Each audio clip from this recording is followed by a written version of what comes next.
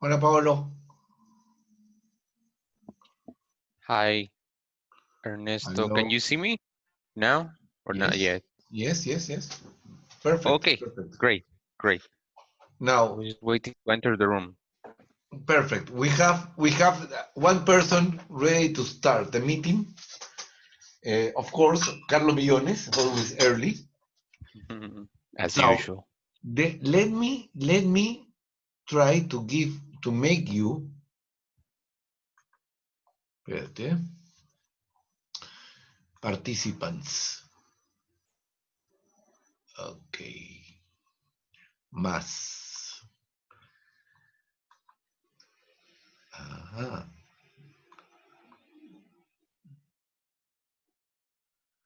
I don't know where to solicitar. Espérate. Hacer hospedador, ok. Hacer coanfitrión, ok. Co-anfitrión. Yes. Yes. Now I am able to do the voting, the polls. I Let's have see. some other options. Can you have access to the voting? Check it. Yes, sir. Indeed. Now it's fixed though, so we have everything already set up. I don't know if it's No, possible for me to change it. you have to edit the voting. You edit every month. Oh, now I see about that sound sound that Zoom makes whenever someone enters. Yes. That's only for you and me. Oh, okay. Yes, we see Ciro Bendezu and Carlos Millones. Yes. Now you can allow Carlos Millones in. Okay, I kicked him out. One moment. Okay, admit. Now he's with us. Yes. There he goes. No, I can modify the poll. Hello, everyone. Hello, Hello. Carlos. How you doing? Now, Now we can ahora, see you. now you can admit zero. Sure? That early? Okay. No, not yet. Oh yes. No. He's still in the waiting room. Yep, but he's joining. It's now it says here that he's joining. Okay. Now, I can modify the poll. now check the poll. No, zero is waiting. But here it says Okay. joining. You see? Now he It has takes joined. it takes a while. Hi, It takes Ciro. a How while. you doing? Okay. Hello. Hi, Good Ciro. Good morning. morning. Good morning, my friend. Hope you're doing great there. Yes. Yes. Yes. Okay. Still can modify that. Let me see.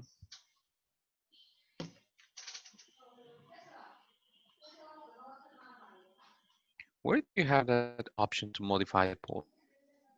No, in the same poll. Yeah. It says initiate voting, but nothing else. No. Okay. But look, Elsa. Um,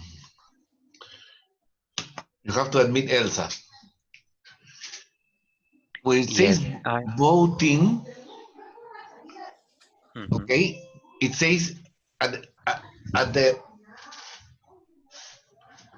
at the bottom at the bottom it says start voting, Mhm. Exactly. Hi, and then Elsa. at the top it says edit. No, I No, don't have that option. Yeah. Let me send you a picture just in case so that you can see it. So I can initiate it, but I cannot edit it. you can initiate it. Yes, but not edit it. Okay, okay, okay. Okie dokie. I just sent you a picture of that.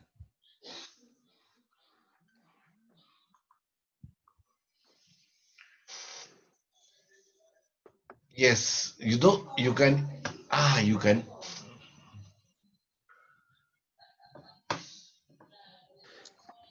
Elsa, you were right. I think that we don't have still an accounter.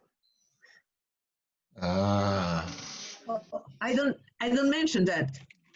Yeah. Yeah, of course. No. Of course. Yeah. Okay. Perhaps we can let's see with the grammarian or with the accounter. Probably we can have somebody who can probably help us in the accounts and explain why this is important, right? Because Ciro is in the program, right? Ciro is going to be full today. Well, everybody is, mostly. Paolo, you have to let the people in now. Okay. Now let's meet Alexandra and Vikram also. Yes. Now, theoretically, I can have more hosts, co-hosts. Let's see. Carlos, we're doing a trial with Paolo, okay? He is co-hosting right now. Okay. Now, this Let's see how it works. So the only thing he can do is admit the people. You had any problem to register? not at all. Okay, good. Hi, Vikram. Hello. Hi. Hello, So, Vikram. How are you? hi all everyone. Hi friends. Hi, good afternoon. Sorry, good afternoon. Yes. Hello everybody. Just want Hi, Ciro. to make sure you are hearing me okay. Yeah. Yes, sir. Yes. My audio is good. Yes, loud and clear. Thank you. Right.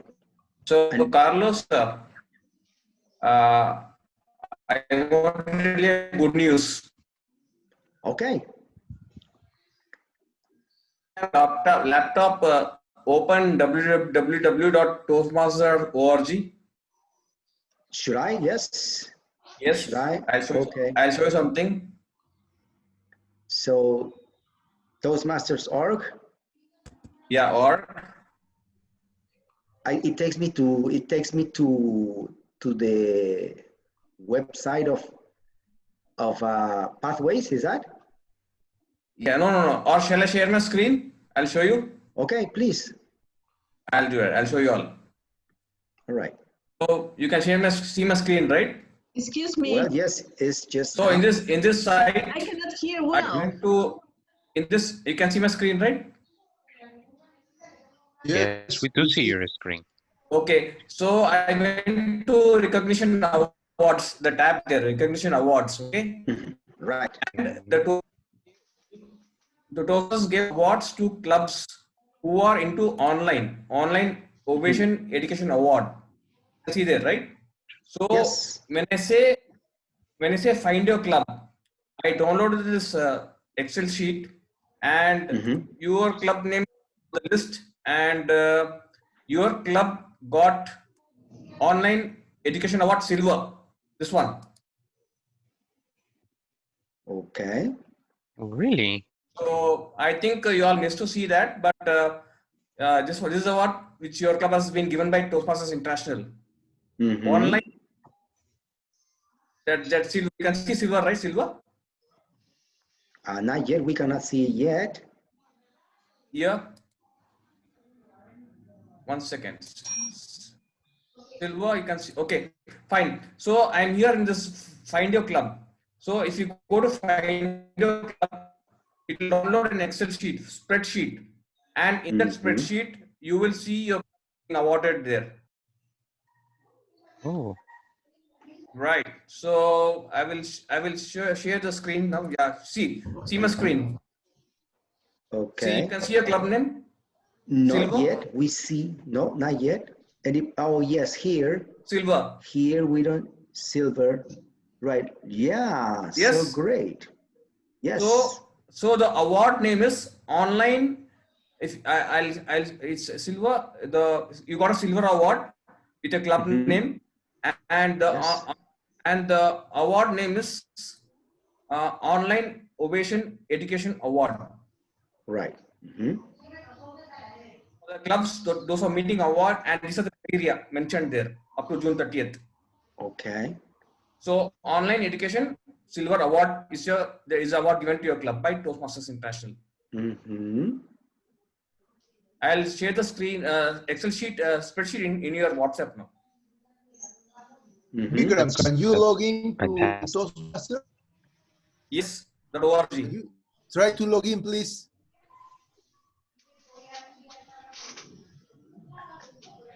Can you log in to Toastmaster page, to the Toastmaster page?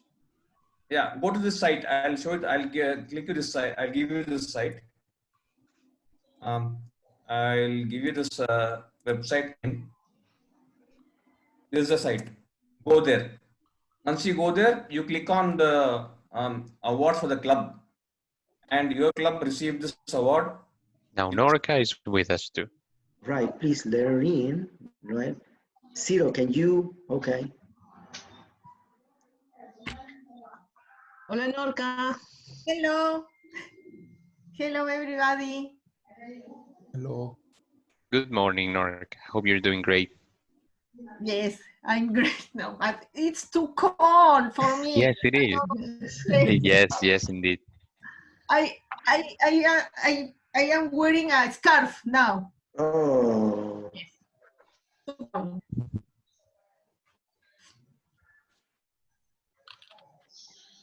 David, hola, buenos días. Hi, Elsa. Hi, everybody.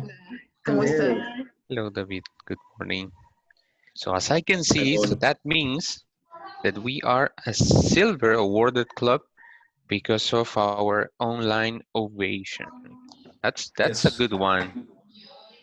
Yeah. So this is the criteria. Oh, Paolo, I'm a host now. Paolo, check now if you can do the edit, Yes, the voting. okay. The Let me voting. check.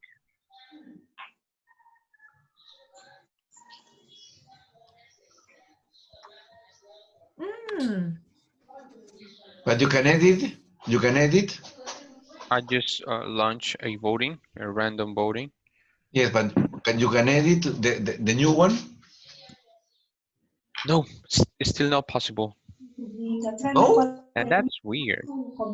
no, Because I you should. should be able now. Yeah. But it just so happens I can't. Buenos días, Toti. Hola, ¿cómo están? Hola, estoy No. probando mi no. Hola, estoy probando mi acá, ¿cómo están? Pero esto no funciona, soy una burra.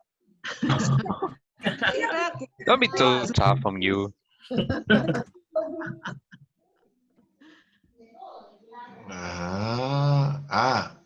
Mr. Plunkett is here already. I don't know if we admit him or not. No, of course I'm gonna admit him. please, Mr. Plunkett is somebody that we all respect. Paolo, That should you not should be. be able to edit.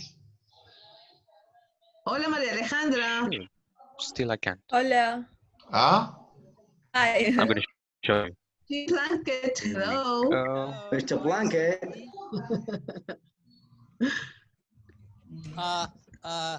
Elsa, did you want me to count the odds? Yes. Oh my! I don't know if I can do that. Paolo. Then, Yes, my friend. excuse me. Then, if you cannot do it, you are the host right now. Yeah, I see. I see it. It's like host status. Yes. And still, I can share a voting. So I can share it, but I can't edit it. Can you show me where do you have that option? I'm gonna show you. Now I don't see. Now I don't have the option for the because you are the host. Editing. You have to give me a host back, and I will show you. Okay. Now let me admit Ruben. Ruben is with us, and also I think a visitor called Serife. Yes, if right. I'm not mistaken. Serife is from the Oregon club that we met with last night. Oh, there she is. Serife, Hi, good Serife. morning. Hi, Here we Serife. How go. are you? Thank you. Good morning to you. It is evening here. It's It is it's evening. 8:30. Yeah, 8:30 p.m. Where are you? I am in Istanbul, Turkey. Oh, you're in Istanbul. Oh, okay. That's right. Yeah, because you're meeting in Oregon, but you're living in Istanbul. Yeah. Okay. Well, welcome. Welcome. Welcome to our club. Thank you. Thank you so much. Buenos días, Ruben. Hello, Ruben. Good morning. I was Hello. outside. Sorry. I joined with mask. With the head. I was out and returned near to home. Good. Well, we're glad to have you. Thank you. I think David is coming too, and a few of the others. I'm here. Or are you talking about other David? Oh no, that's another David. The David from Oregon. Okay.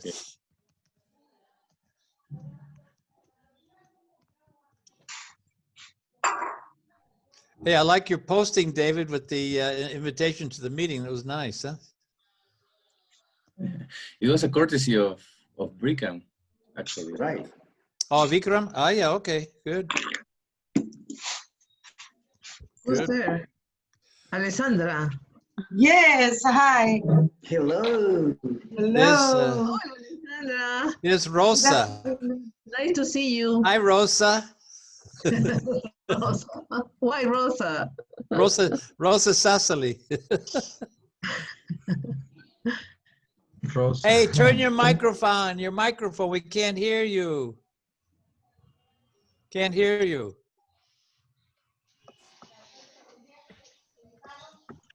Click, click.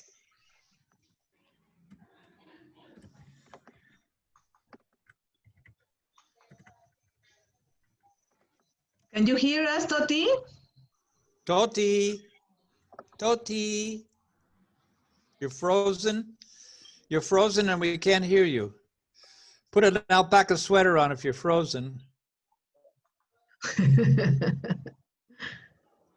Toti, I'm going to write her in the chat. Yeah.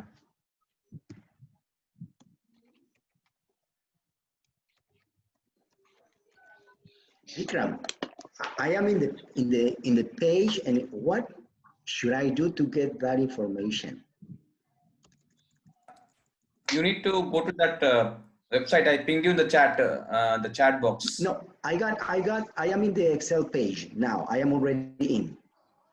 Okay. You need to sort it out. You need to. I'm also.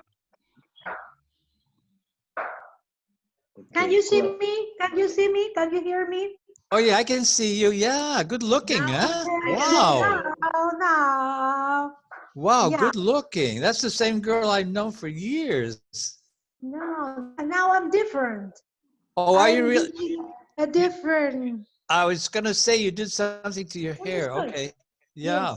Oh. Very, Who is very sharing the attractive. screen?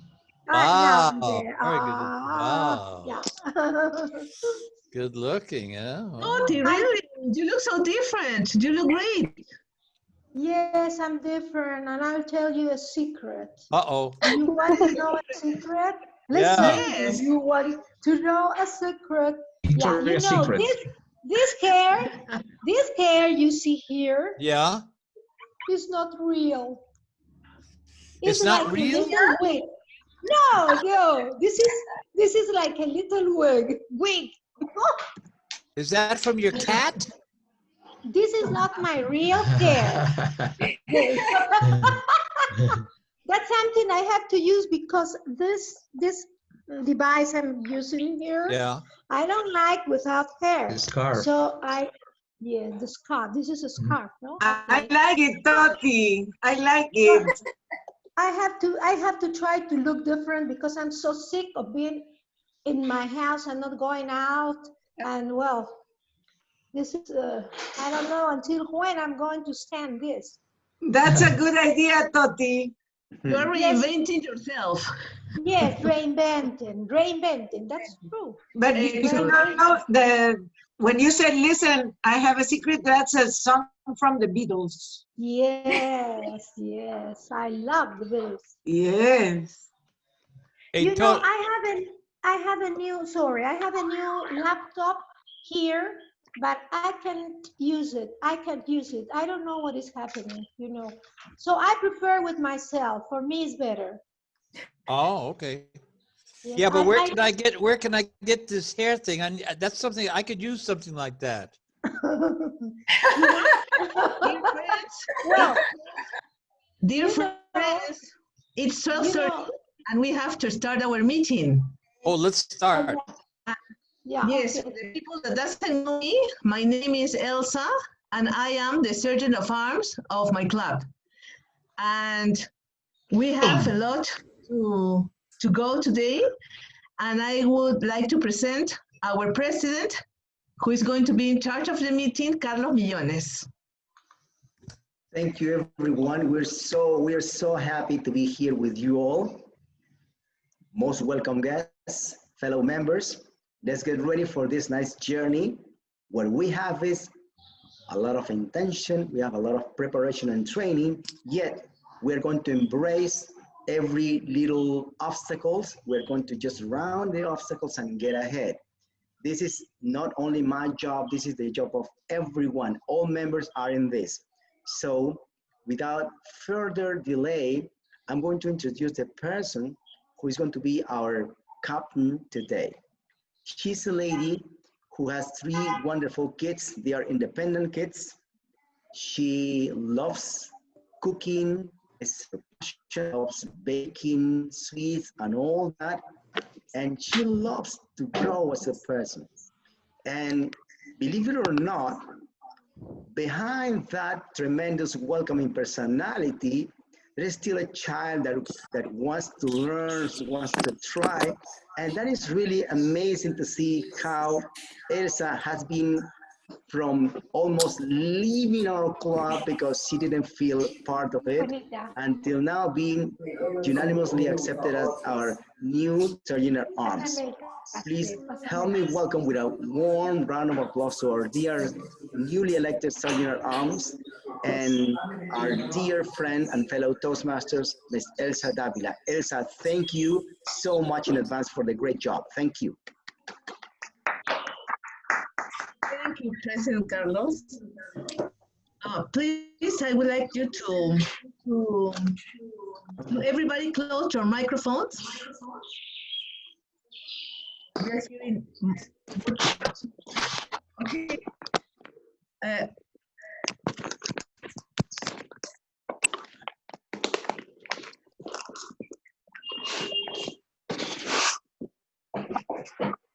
Can we do something with the noise? Zack, hello, how are you? Hi, hello. Dear members and guests, it's a pleasure for me to be the Toastmaster of the day. It's a privilege, and with all this technology, advance of the technology, we have the pleasure to have different guests from different countries, and that makes this meeting so interesting. Today we have a wonderful meeting. We're going to have great speakers, and I'm going to present you to the members that are going to help me to make this meeting interesting and real, because we all work as a team. So I would like to call Doris Romero. She's the timekeeper, and she's going to explain about her role. Doris? Okay, thank you. Thank you, Elsa. Can you hear me? Yep. Yes. Yes, okay. Well, what is the function of the timekeeper? As you know, we are improving our way of expressing ourselves within a time. I mean, for example, we need to express ourselves or our thoughts our thoughts within a specific time. Sometimes it is 1 or 2 minutes for the speakers, 4 to 6 minutes, sometimes from 5 to 7 minutes. And at the same time, we have a lot of time for our evaluators. It means that all the time I will track the time you are speaking. If you are a participant in the Toastmaster table or speaker or evaluator.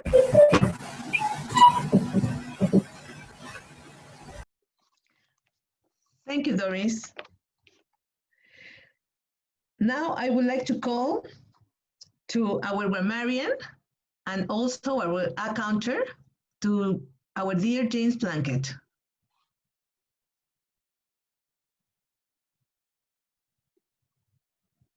Jim?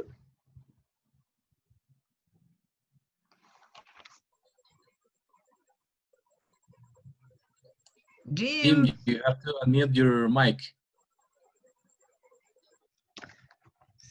Good morning, everybody, and welcome. I am the grammarian today. I'm very rough. I'm sorry to tell you that, but it's for your own good, because I want you to improve your level of English, and I'm here to help you. Huh? Hello, Sophie. Welcome. Okay, is everybody listening? John, are you listening to me, John? John is a very good English teacher, and I'm always afraid to correct people in front of him because I never know when he's going to correct me. But I think I can stand up to John today anyhow. But anyhow, I want to help you with your English, so have a good day and relax, enjoy yourselves, and I'll be listening. Thank you. Thank you, Jim. Now I would like to call to our general evaluator. She's going to explain us her role. And I would like to call to Norka Muñoz.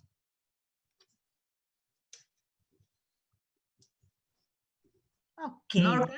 Thank you, Madam Toastmasters. Yes, I would be now the general evaluator, and I will evaluate everything that happens in our session today. And of course, I will evaluate the performance of our team, although I know we have an excellent team, as everything. So thank you, Toastmasters. Please, Mr. Grammarian, the word of the day.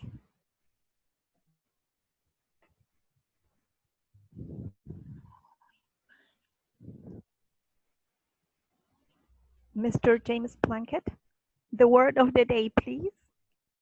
Oh, I beg your pardon. The word of today is progressive. Progressive. To move ahead. To gain new objectives. Progressive. Okay, thank you, Jim. Before continuing with the program, I would like to welcome our new visitors. I want to say hello to Steve Davis. Hello, Steve. Welcome to the program today. Carlos. Yes, hello, how are you? Soledad. Thank you very much for having me here. We had the pleasure of having some of your members at our meeting last night at Sherwood Town Criers Club, located in Sherwood, Oregon, USA. And I'm very pleased to be back here again to see such a progressive club. It's very inspiring to me. And I don't want to take too much time from your meeting, but I'm very glad to be here. Thank you all. Thank you. Welcome, Marcin. Marcin, is that correct, your name? Marcin? Yes, that's perfectly fine. Welcome you. And Thank you. Prakash. And I'm pronouncing correct your name. Welcome to our meeting. Student Wendy. Welcome Raja, welcome you all. Non Tocoso, welcome you too. Now we're going to continue the program. Elsa, Something is happening. Elsa, excuse me. Elsa, I think Marcin has a problem with the microphone. I can't hear. There's too much noise. Marcin? Okay. Yeah, okay. Now you turned it off. Okay. Okay, I will continue. Now I would like to present our secretary that she's going to give us the information as a secretary. Doris, please. Doris. Okay. Hello, thank you, Madam Toastmaster. Good morning or good afternoon, fellow Toastmasters. Today I will give the summary of our last week minutes from the 2 of July, our first meeting of the month. Well, we started at 12:30 and closed at 2:43 p.m. This Toastmaster session was held with more than 50% of our active members, plus our guests from Peru and 8 international guests, representing their own countries from India, Poland, United States, and United Kingdom. And we had at this time 27 participants. Before the meeting, our President Carlos Millones and our Sergeant at Arms Elsa Davila were welcoming all the guests, creating a warm atmosphere for the meeting. At 12:30, the session was opened with the words of our president reminding us that the LimaToastmasters Club is working with the values of respect, integrity, service to achieve excellence, and invited everybody to learn having fun in the session. The first part of the session, our Toastmaster was Elsa Davila. Oh, sorry, the Toastmaster was Norka Muñoz, who led the session by making the participants feel like members of one big family. Our table topic master was Elsa Davila, who introduced the topics by showing objects and devices, asking what benefits would stand out to be sold or ordered. She created flow in impromptu speaking. Our table topic evaluator was Alexandra Cugler, who evaluated all the 8 participant speeches and highlighted the positive aspects of using motivational, emotional, humorous, and creative vocabulary, among other recommendations. Our grammarian, James Plunkett, presented the word of the day, independence. Later, he gave the feedback on some mistakes in pronunciation and use of words. Some of these examples: use remote control instead of control remote. Use table topic, never topic table. Going to carry or give speech, never going to do a speech. I was excited, never I was fighting. Then some others connected with the pronunciation in Spanish at the beginning of the word with S. For example, Spanish, it's necessary to use instead of Spanish. Yes, and some others. Then our observers, Soledad Olazo as accountant and Doris as our timekeeper, were considered with the mention of the biggest and the best contribution and performance of the session with their work. In the second part, we have 3 speakers introduced by their evaluators. The first evaluator, James Plunkett, introduced our first speaker, Alejandra Salazar, who talked about women fight only or men too. Next, the second evaluator, Paolo Carranza, introduced our second speaker, Ciro Bendezu, who talked about pathways. And the third evaluator, Ernesto Pye, introduced our third speaker, Zack Ricra, who talked about how the language changes. After speeches, each of the evaluators gave their detailed feedback to their speakers, giving them recommendations for improvement. And closing the evaluation part of the session, we have the great pleasure to have Andrew Bennett, who is voice coach for public speakers and singers from United Kingdom. He was the VIP master evaluator of the session, who was very pleased to lead the general evaluation of the session. Here are some points of the evaluation to be taken into consideration. Doris, can I interrupt you for a second? Yep. Could you move your mic a little farther away from your face because you're doubling? Go ahead now. Okay, thank you. Yeah. Okay, thank you. Well, some of these points are, for example, respect, integrity, and service bring excellence was the great phrase to start the job of the new board of the LimaToastmasters Club. Second, it's necessary to follow up the idea of joint projects with Rotary as they have a similar ethos. The other recommendation was taking the camera angles. It means the position, the good posture in front of the camera.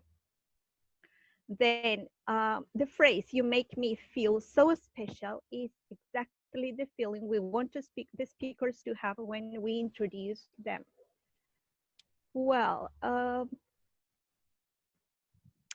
the third, it was another thing connected with the third person with the evaluations. It is necessary or best to talk about the person in the third person. It's preferable instead of you. We avoid putting the speakers on the spot, and also it underlines that evaluation is for the whole club as a learning experience. Then we use word recommendations or advice instead of criticisms, because these words offer a solution and the freedom of choice to accept that advice. He was very, very proud of the work of the session. And then we will talk about the voting results of the participants. In this session, the best table topic of the day was had 3 ties: Ruben Garcia, Dagmar Edminovska, and Vikram Chandra. The best speaker of the day was Zack Ricra, and the best evaluator of the day was Paolo Carranza. In general, we had a very interesting and productive session. As it was the session, in this session, very close to the day of the Independence Day of the United States, Mr. James Plunkett, our former president, talked about this special day. Here I share the main points of the minutes of the last week, and I move to be accepted as true and accurate records. That is all for today, Madam Toastmaster. Thank you. Thank you, Doris. Now it's time to present our business session that is going to be in charge of our president, Carlos Millones. Thank you, everyone. As you may see, the president is a servant of all, yet everybody should be in this position in the committee. So I want to call everyone, every member of the board members, so to share with you what they have to report to the club. I will begin with our membership vice president, Mr. David Navarro. David, we missed you the last session, but here you are.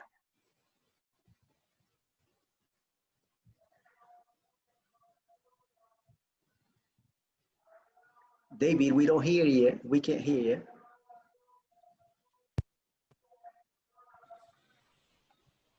Can you hear me now?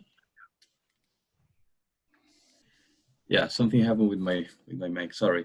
Just to give you a brief explanation of what we are doing in membership, we have a couple of goals already set up with the board.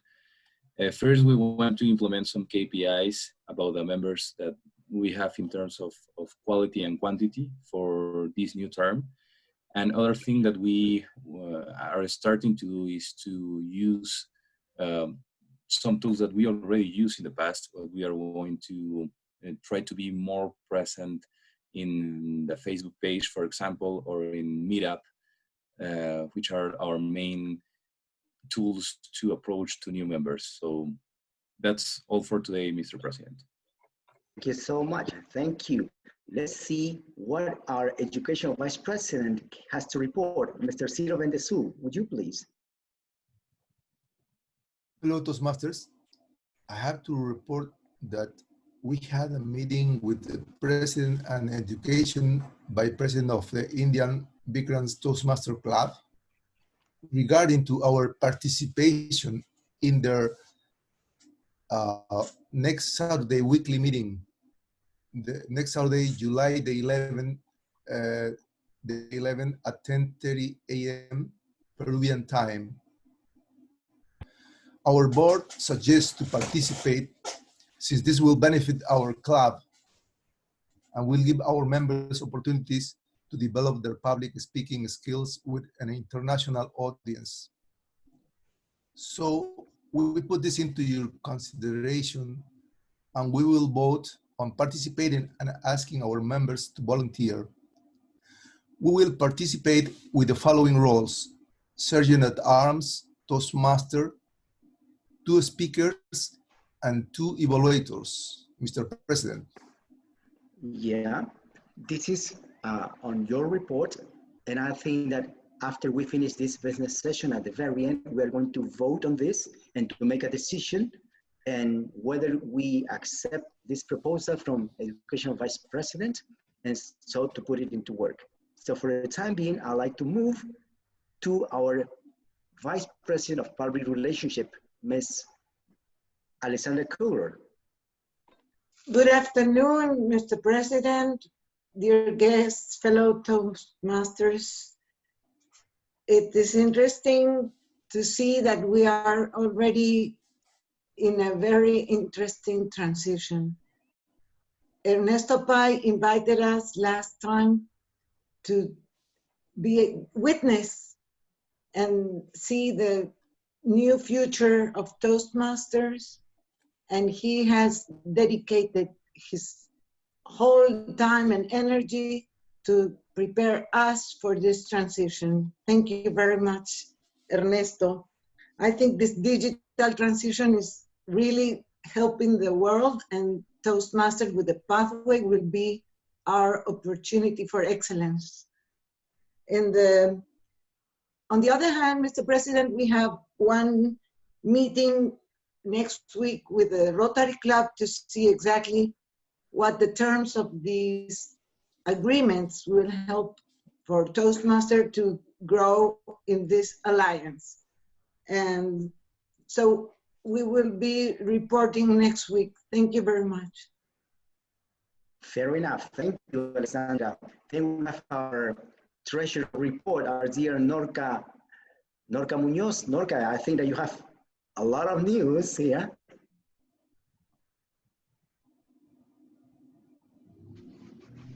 We can hear Norka.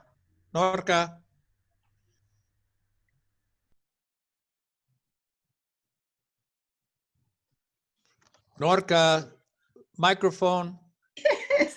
Okay. Sorry, yes. Well, I know we don't have a lot of money. I know you don't want to tell us about it. But okay. Yes. Well, I would like to say something really very important for the club, and it is related to the dues. Firstly, paying dues is the condition to be an active member in our club. An active member means that one has the right to play any role one wants. Secondly, the dues are paid every 6 months. It means semester. But the semester in Toastmaster is not a chronological basis, such January to June or maybe from July to December. The semester for Toastmaster International is from April to September and October to March. Next, the days of payments is the last 15 days before the semester is ending. It means, for example, for instance, this semester is ending in September 30th. So we have to pay dues for the next semester since September 15th. So you have to keep in mind that since September 15th, we are maybe thinking about pay. Then finally, the payment for dues is $60, a completely amount. There isn't prorated amount unless we are talking about reinstated member, new member, or dual member who pays only since the month they start working or be part of the club. This is our president. That's it. Thank you, Norka, so much. Thank you. Norka, one very simple question. How many paid up members do we have up to date? Yeah, until now we are 21 paid members. Thank you very much. So we're really growing. We're getting our members back. We now have Maria Antonieta Snively, that is already back to us, John Navarro, Ruben, and so many people. Excuse me if I forget some names. Zack already is back to us. So we're happy. So now let me call our sergeant arms, our dear Elsa Davila. Elsa, what can you share with the club? It's a report.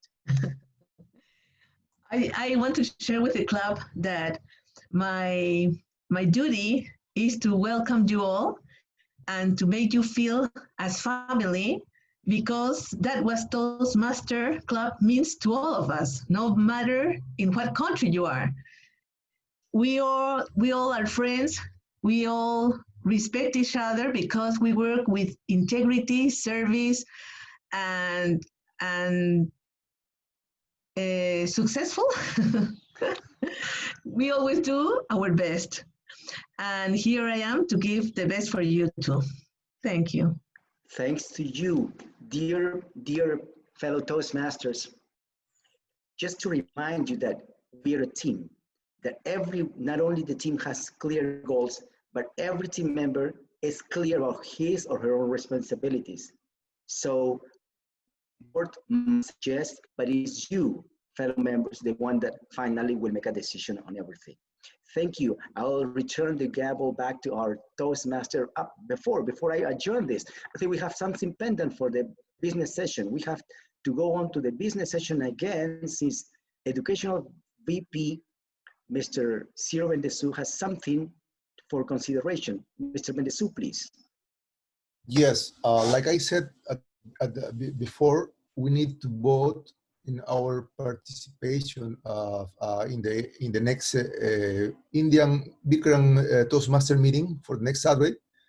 Like I said, we suggest our club to this participation because that will give us benefits. So let's go with that, Mr. President.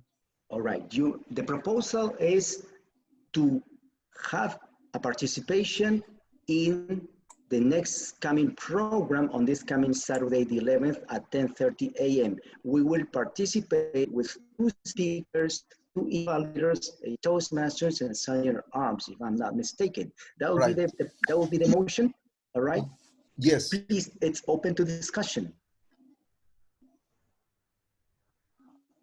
Just let's vote. Please, Mr. Plunkett. Well, I think any opportunity that we have to speak in public is definitely a plus. And the fact that Vikram and his club have invited us to participate in their program, take up their time, I think that's very, very generous, and we should definitely take advantage of it. And it's going to be an opportunity for any one of our members that wants to volunteer. Thank you very much. Anybody wants to mention something from the audience, please feel free. Hello, Ciro. I have a question. Does this participation will count in our pathways? Excuse me, what do you say? Does this participation in the Indian club will count as as a speech in our pathway? Yes, because we're gonna have evaluators, and you will have to give your evaluation form to your evaluator, so you have credits in your pathway. Yes. Great, I'm in favor. Yeah. So as a team, in supporting the educational, please, of course, Antonieta. Antonieta is our former president as well. He's been a president of the club. Glad to be back with all of you.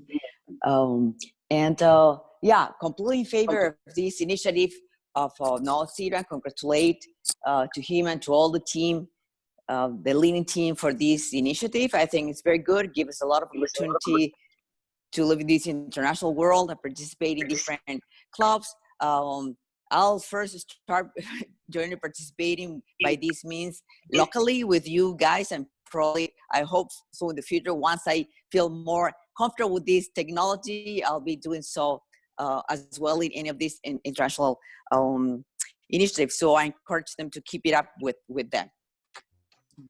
Thank you. Still open to discussion. If somebody calls the question, that will be welcome. Calling the question would mean to end debate and to go on to the next step of voting. I call the question. The question has been called.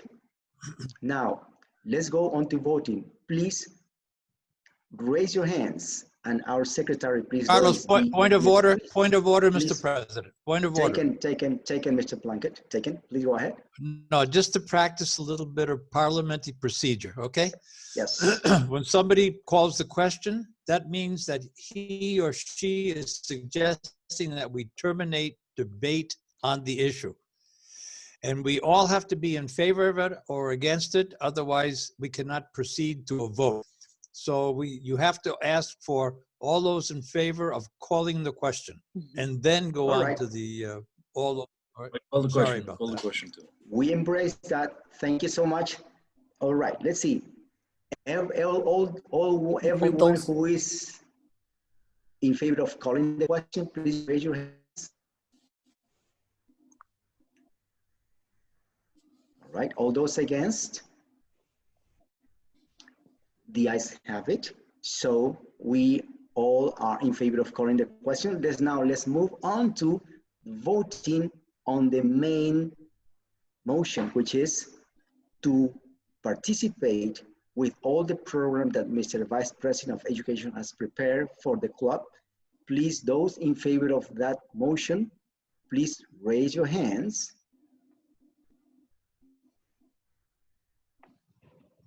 Can we count them, please? Can you give us a moment to count? That would be the Sergeant at Arms. Oh, yes, right. Okay, I see unanimous. I see unanimous voting. Great. Anyone against this motion? Right, it's been unanimous. So this motion is voted on.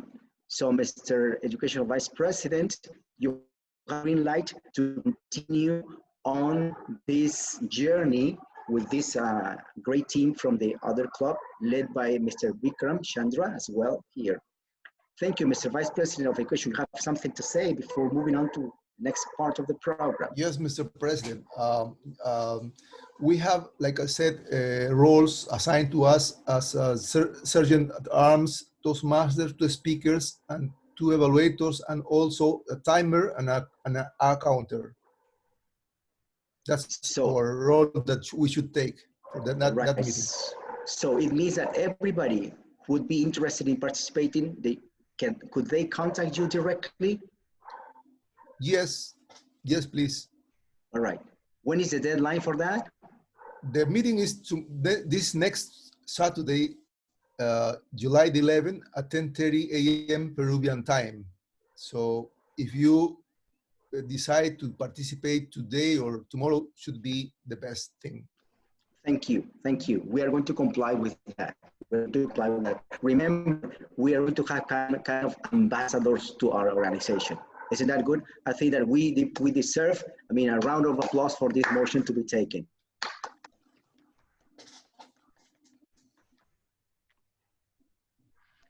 Is there anything that anybody would like to say at this moment before moving this program to our Toastmasters? Otherwise, that we have complied with the time, I would like to return the gavel back to our Toastmaster of the day, Ms. Elsa Davila. Please proceed. Thank you, dear President. Now we are about to start the most exciting and unexpected part of the program, which is the table topic session. In this table topic session, we are going to practice impromptu speaking. And I would like to call to our table topic master, Ciro Bendezu, and he's going to explain you this about this session. Ciro, please. Thank you, Madam Toastmaster. Mark Twain, the famous American writer, creator of characters like Tom Sawyer and Huckleberry Finn, he said, "It usually takes more than 3 weeks to prepare a good impromptu speech. So don't be nervous if you, in this part of the Toastmaster, if you don't have the right answer at the beginning. Now, this is the opportunity for our members and guests to practice a short speech, no less than 1 minute or no more than 2 minutes. So let's start with this part. I'm gonna ask to our members, Mr. Ernesto Pye. Yes, your mic, please. Your microphone, please. He says. Actually, I'm a speaker. I am a speaker. Are you a Maybe you speaker? can choose somebody else. Okay, then Mr. Jim Plunkett. Oh, I know you are a grammarian, but we like your answer. This is my question. Do you agree with death penalty? you know, I was born and raised a Roman Catholic, and they don't believe in that. But I do, and I'm sorry. And if I have to go to confession again this week, I will go. But when I've seen some of the brutalities that are committed by some of these criminals, especially lately in the news, in different parts of the world, I mean, they are so brutal to other fellow human beings. They do not deserve to be on this planet. You know, heaven is a very big place, and so is hell. I mean, have you ever seen hell? It's big. Well, no, I haven't seen it. No, but they've told me about it. You know, they've told me about it. But it's big, and it's warm. It's warm. There's nothing cold about it. And I'm sure they'll find a space there, and they should, because they don't deserve to be on earth with us. Therefore, yes, I do believe in the death penalty. Thank you for your insight, Mr. Plunkett. Very interesting. My second question for Alejandra Salazar. Yes, I'm here. Hello, Alejandra. Alejandra, do you believe in life after death? Well, I do believe in life after death.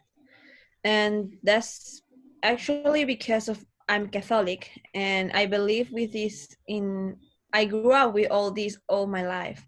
I'm certain, I'm not sure that it's going to happen, but I want to believe that something is going to happen after I died, because then what is going to do with me? What is going to happen with me? You know, it's like I want to believe this, but I'm not sure at the same time.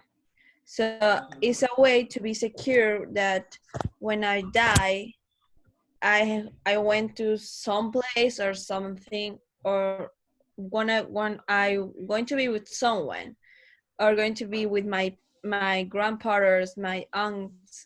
I don't know. it's kind of confusing talking about this because I'm really not sure what is going to happen. But my concrete answer to that is like, I believe and I have faith on it, but it's not 100% confirmed. Thank you, Maria Alejandra. Thank you. My third question is for Ruben Garcia. Hello, Ruben. Hello. Ruben, if you were not a human being, which animal would you like to be? Well, let's start by doing the sound, producing the sounds of the animal I would like to be. The dogs are considered best friends of human beings, and they are very loyal. So I consider myself to be loyal, and I want to be loyal with the reincarnation too. So this is my point. And to be not only one animal, so I have to be progressive to be other animals too. So first start being a dog, then I would like to move on a lion, because lion is the king of the jungle. And I would like to be considered and to be beloved by the other animals as well. But at the end, this is a very interesting question that even psychologists ask. And they say the importance of this question is because you have to imagine yourself not only as you have to imagine yourself or something else, not only somebody else, something else. And you have to consider the characteristics of the animals. So the animals have lots of characteristics. I would like to be a vet too, to know all the characteristics that the dogs are, because I can only mention that they are loyal or something else, but I don't know all the things, all the characteristics that they really have, you know? So I consider myself curious enough to learn more. But to be honest, I don't believe that I could reincarnate in nothing, not only in another person or animal. But if a psychologist asks me, I would give him or give her the same answer that I'm giving today. Okay, Mr. Toastmaster. Thank you, Ruben. Next will be for Toti. Hello, Toti, your microphone, please. Okay. Toti, there. Do you hear Hello, me? Toti. Yes. Hello. Okay, hello. Toti, there is a very famous TV show girl in Peru that she coined the expression, live life and don't let life leave you. Do you know who's her and what do you think about that quote, that statement?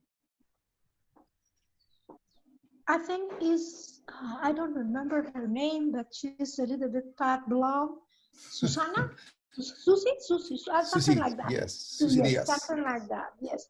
Well, I think even though many people don't think so, I think she is a very intelligent person, even though she doesn't show like that. But about what she says about this saying, live life and don't let life leave you, I think it's very certain. I always have the idea that you be focused in positive things that brings you positive situations or experiences, no? And I try to live my life as it was the last day of my life. I try to enjoy, try to be positive, as I said before, because if you are positive, you have many probabilities to enjoy more life, more like the life we're living. And we have to just live each day and don't let life live as, meaning that you always be open. It's very important to be open to all situations and just live and let live. That's important. Thank you. Thank you, Toti. My next question will be for Soledad. Hello, Soledad. Your microphone, please. I think Soledad is I'm here, yeah. not. Okay, Soledad. Soledad, do you believe in ovnis? Do you believe in UFOs? I should say. I do believe in ovnis, UFOs. This is part of my imagination. Since I was a little girl, I used to play and saying that an ovni came and took me to a ride or something like that. So that was in my imagination since I was 8 or 9 years old. And I've been very curious about this topic. And I like to watch on TV some documentals about this, regarding this and the discoverings and all the secret papers hidden by the governments. All that stuff is exciting to me. If they exist, probably yes. I want to believe that they exist because I would like someday to be witness of something like that. To see a spaceship like this and maybe strange creatures coming to talk to me someday.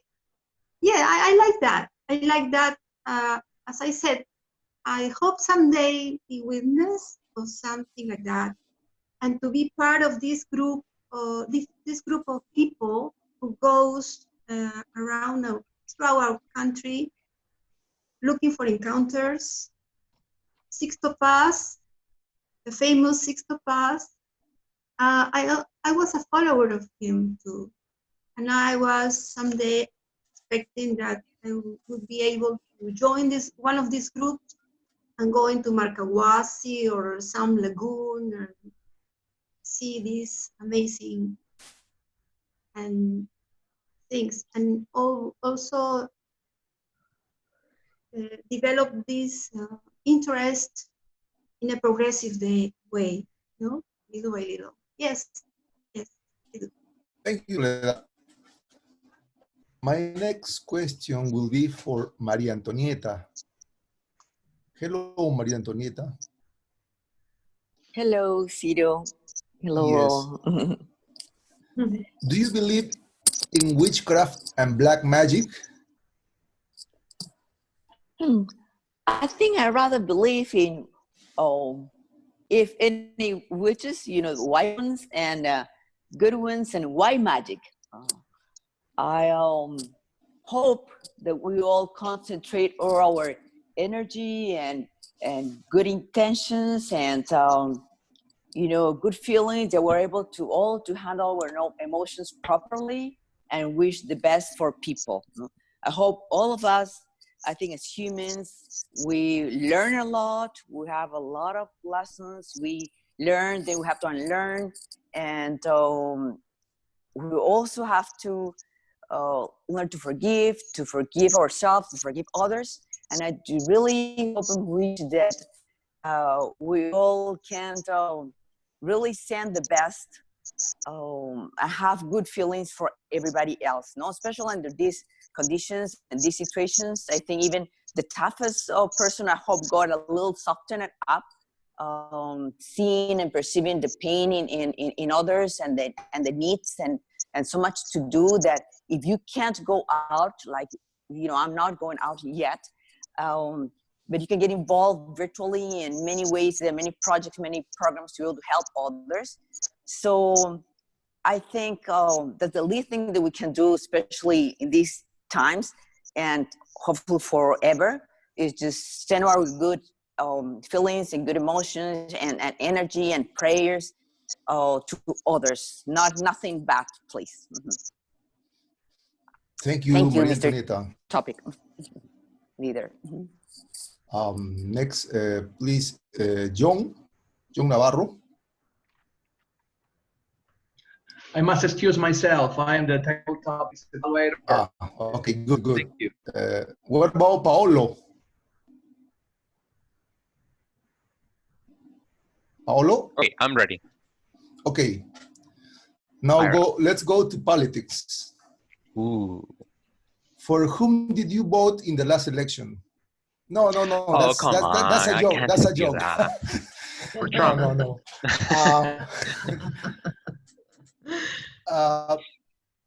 To me, this government had a good and bad decisions to fight the pandemic. To you, what's the worst decision of this government in this fight against pandemic?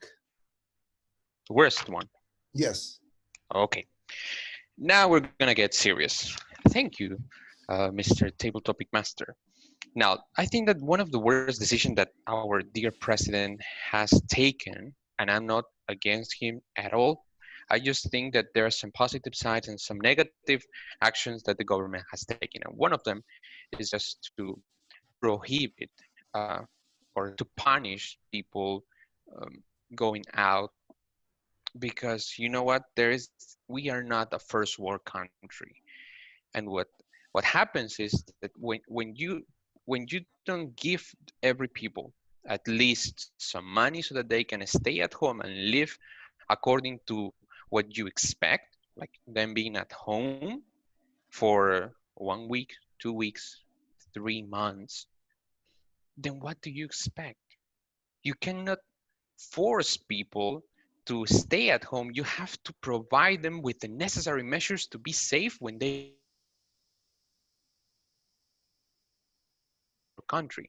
If you, Mr. President, want to give me a check every week so that me and my family can feed ourselves, then I will stay home. You know, I will be here having meetings at Toastmasters around the world every single day. I won't be a problem at all. I will stay here. I will be happy. But you know what? We are not that kind of country. So if we cannot support ourselves in that way, we have to provide the people measures so that they can be safe when they go out. And I think that's one of the worst decisions that they took, and it has affected many, many lives. I can give you an example before time ends. I've seen some people around my community just getting together so that they can prepare food to feed the whole family. So everyone gives something so that they all can prepare the food for everyone else. Mr. Toastmaster, Mr. Table. Thank you, Paolo. Vikram. Hello, Vikram. Yes, Ciro. If I go to your country for 3 days, what should I do besides visiting your club? Be a guest to my country. Do not visit my club, because Toastmasters is always there and you can meet online anytime. So when you're there in my country for 2 days, I will take you to the tour of my country, my state, Hyderabad. I will treat you with delicious dishes of the local flavor. I will take you to my relatives, my family members, introduce them. I will take you to my old school where I studied. I will show you the lovely places in and around the city. I will treat you to parties, discos, discotheques, and whatnot. I will take you to the movies, the gymnasiums, malls, do lots of shopping, and you can take back home to Peru the memories that you carry on that you had in your time visiting India, and definitely those memories will be cherishing. So memories are the ones that you need to take away with after visiting India, my home country, and definitely these 2 days which you visit I will assure you that this will be awesome and remindful of your life, for your whole life, and you can tell your stories to your club members on what you did in India. Definitely, it will be a treat to hear. It will be a treat for them to hear that, and also please invite me to a country. When I come to a country for not for 2 days, I will stay for 200 days. 200 days.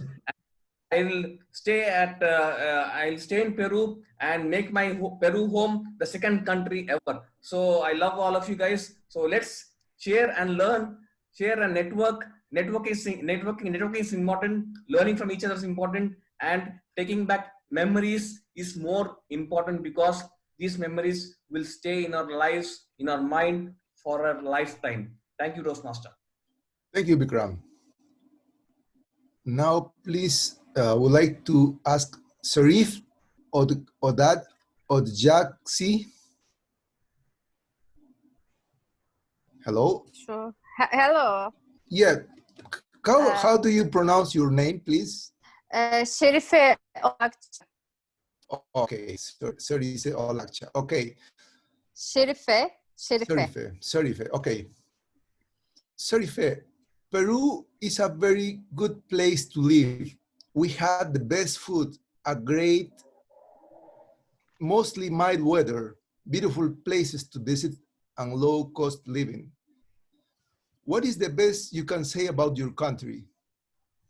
My country is, I really think everyone likes his or her country much more than the other countries. They may not compare their own country with the others. We all started to live in any area, atmosphere, and we are getting used to it in time, and we are used to our countries, and that's why my country is actually is the best place for me to continue my life.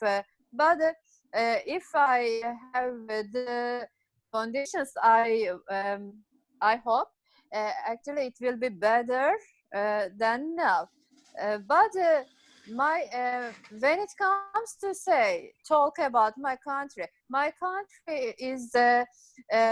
is like a bridge between Middle East and Europe, and this country includes too many cultures, too many history. Its history is very much. I think much more than too many countries, and we have natural beauties. My country is near the, two sides of my country is near the sea, Asian Sea and Black Sea, and how can I say, Mediterranean Sea. So you may find everything you can search to live in a place. There are the culture and the history and the natural beauty and the delicious foods. Everything is available in this country. Thank you, Serife. You're welcome. Okay, I think Madam Toastmaster, I think my time is up. Mm-hmm. Yes. Doris, is the time over for the topic table?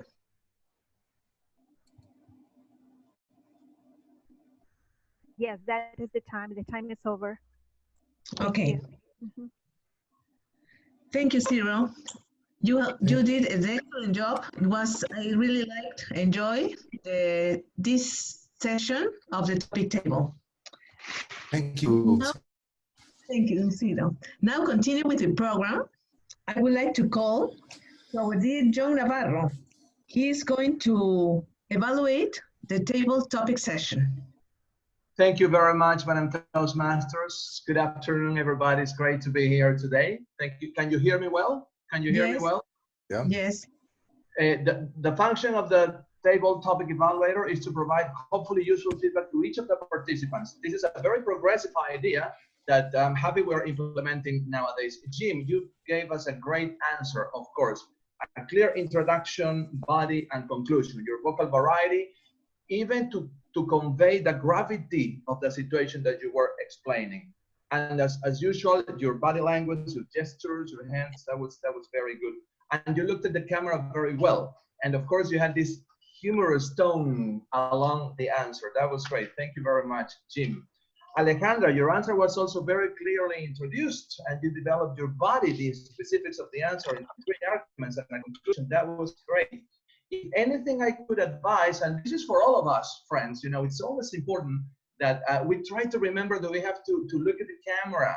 That's always important, right? So we can communicate better with our audience. Your vocal variety was great also, Alexandra. It was a great answer. Ruben, opening with sense of humor, barking as if you were a dog. That was very funny.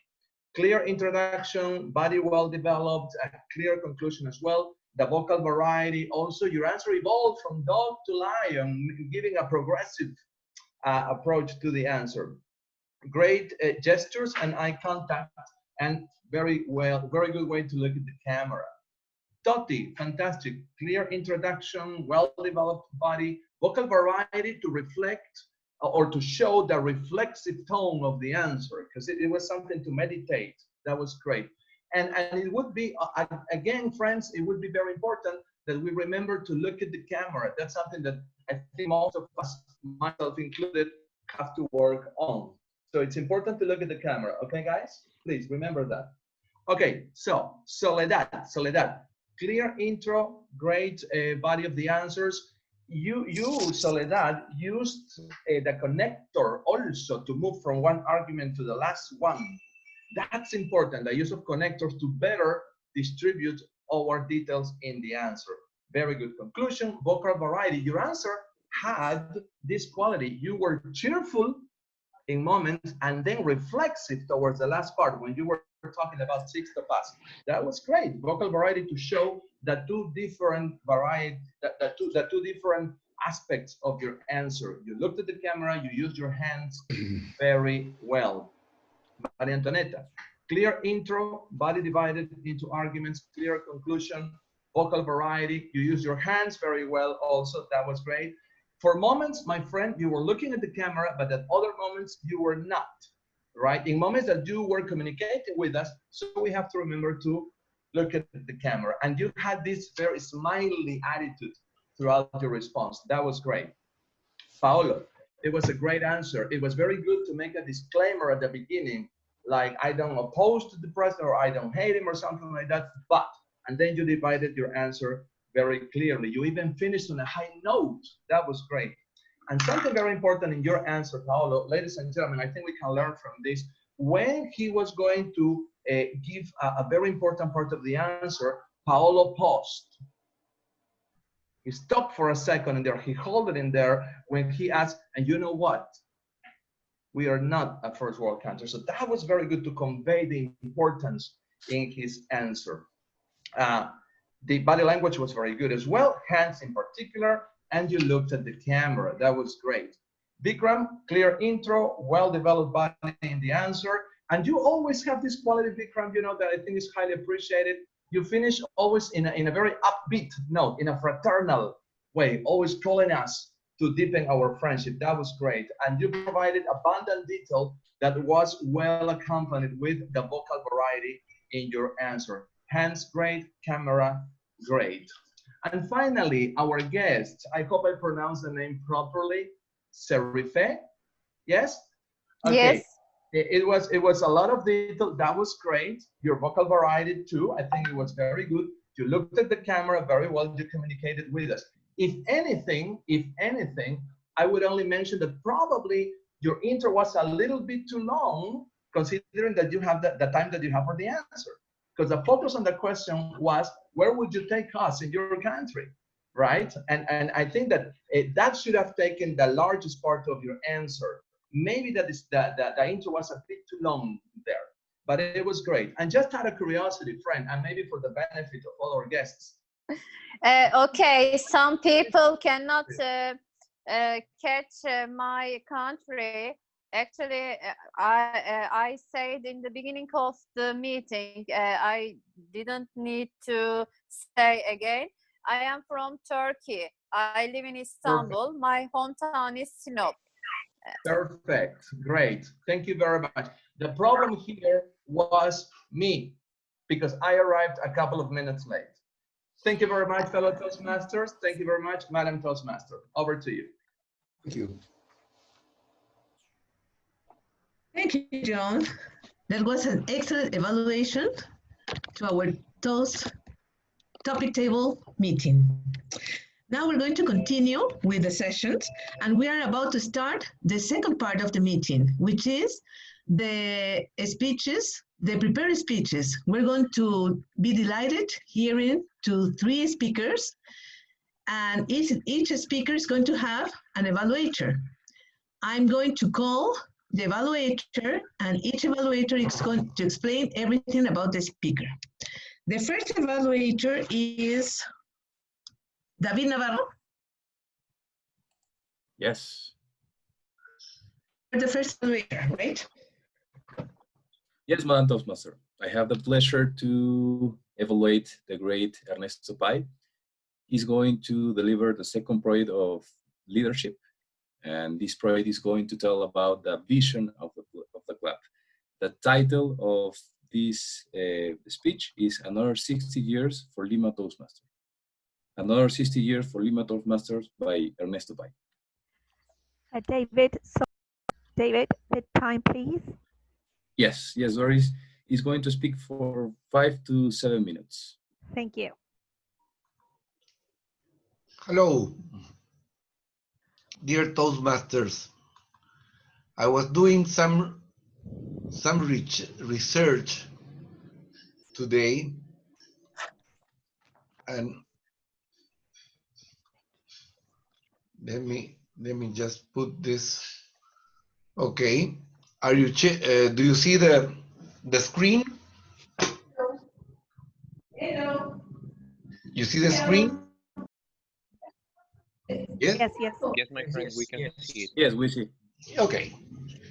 It's well, I am doing this project with a guidance committee, and I want to thank David, Alexandra, Ciro, and Jim for helping me in the preparation of this session.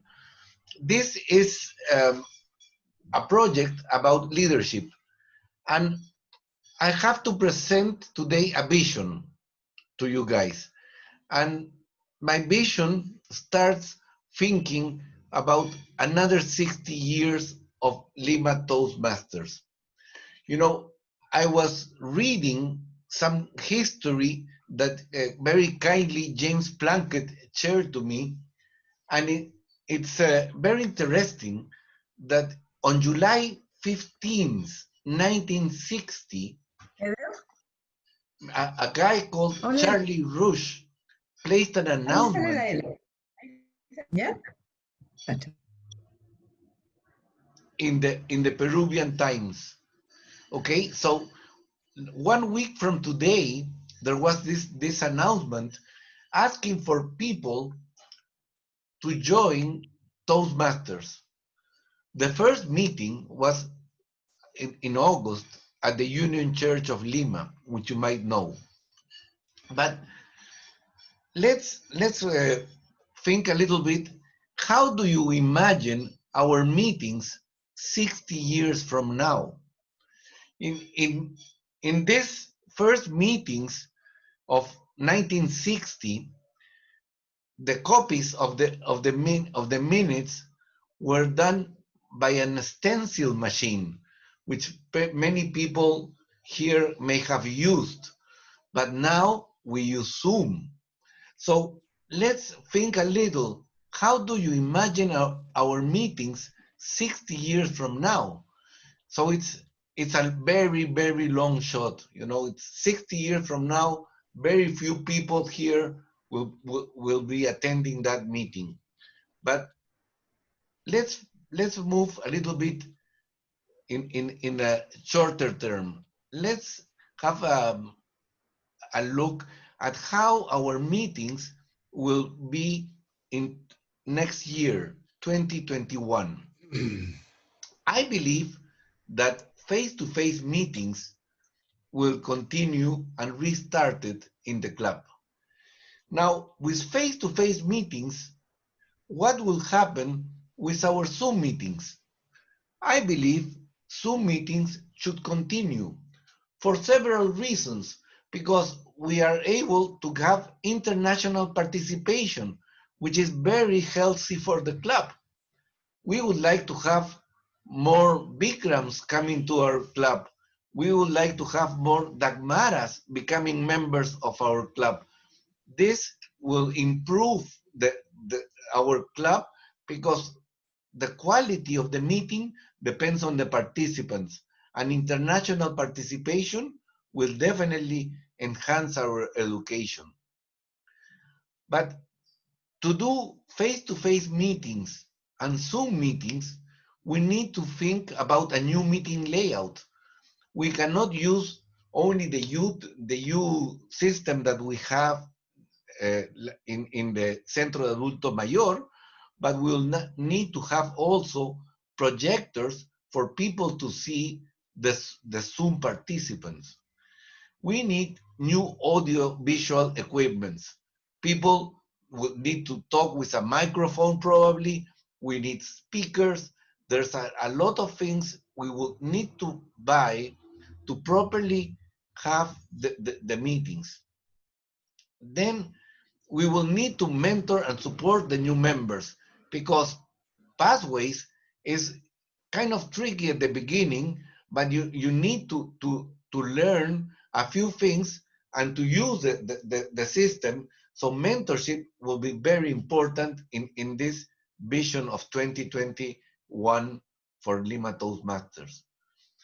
And the participation in our club will be very active, like we are having today. I think Carlos' new board is everyone is very enthusiastic, very active, participating, membership is growing.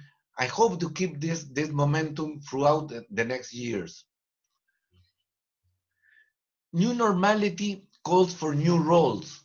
I was meeting with the board on Monday, and I was telling them, like, we have now a sergeant at arms. We have a sergeant at arms since 1960.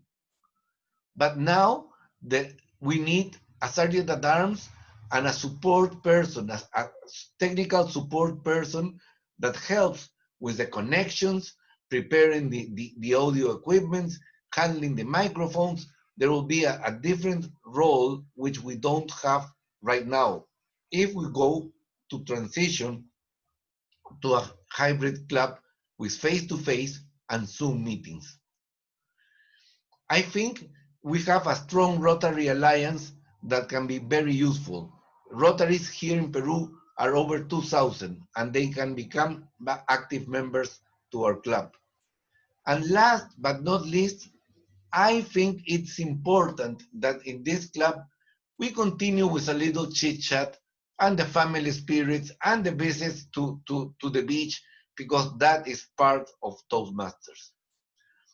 To prepare LimaToastmasters for the another 60 years, by implementing online and face-to-face meetings with international members and state-of-the-art audio and visual equipment will be our mission. Our core values are very simple: meeting face-to-face, membership development, involve international participation, mentoring, a lot of training, and innovation and creativity. Dear Toastmasters, what is your vision for the LimaToastmasters 2021? You can use the chat, give me your ideas, and that will be very helpful in this planning effort that I'm doing. Madam Toastmaster.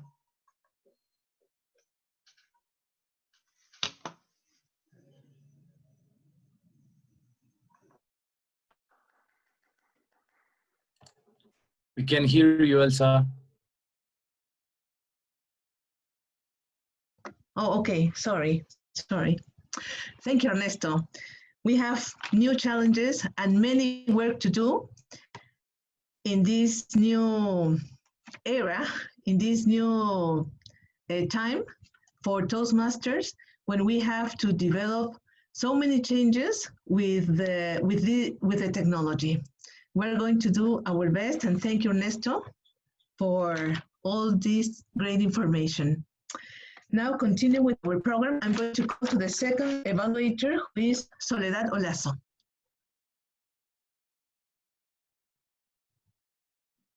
Soledad?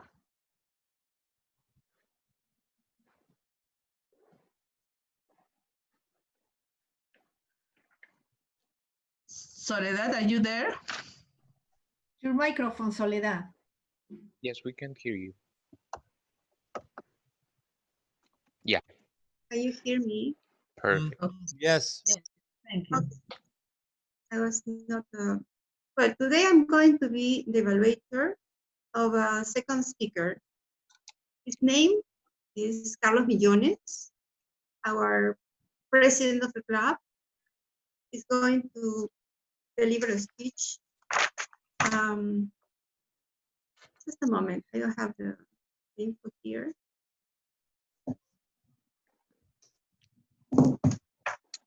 He's going to deliver a speech based on, the name is Creative Leadership.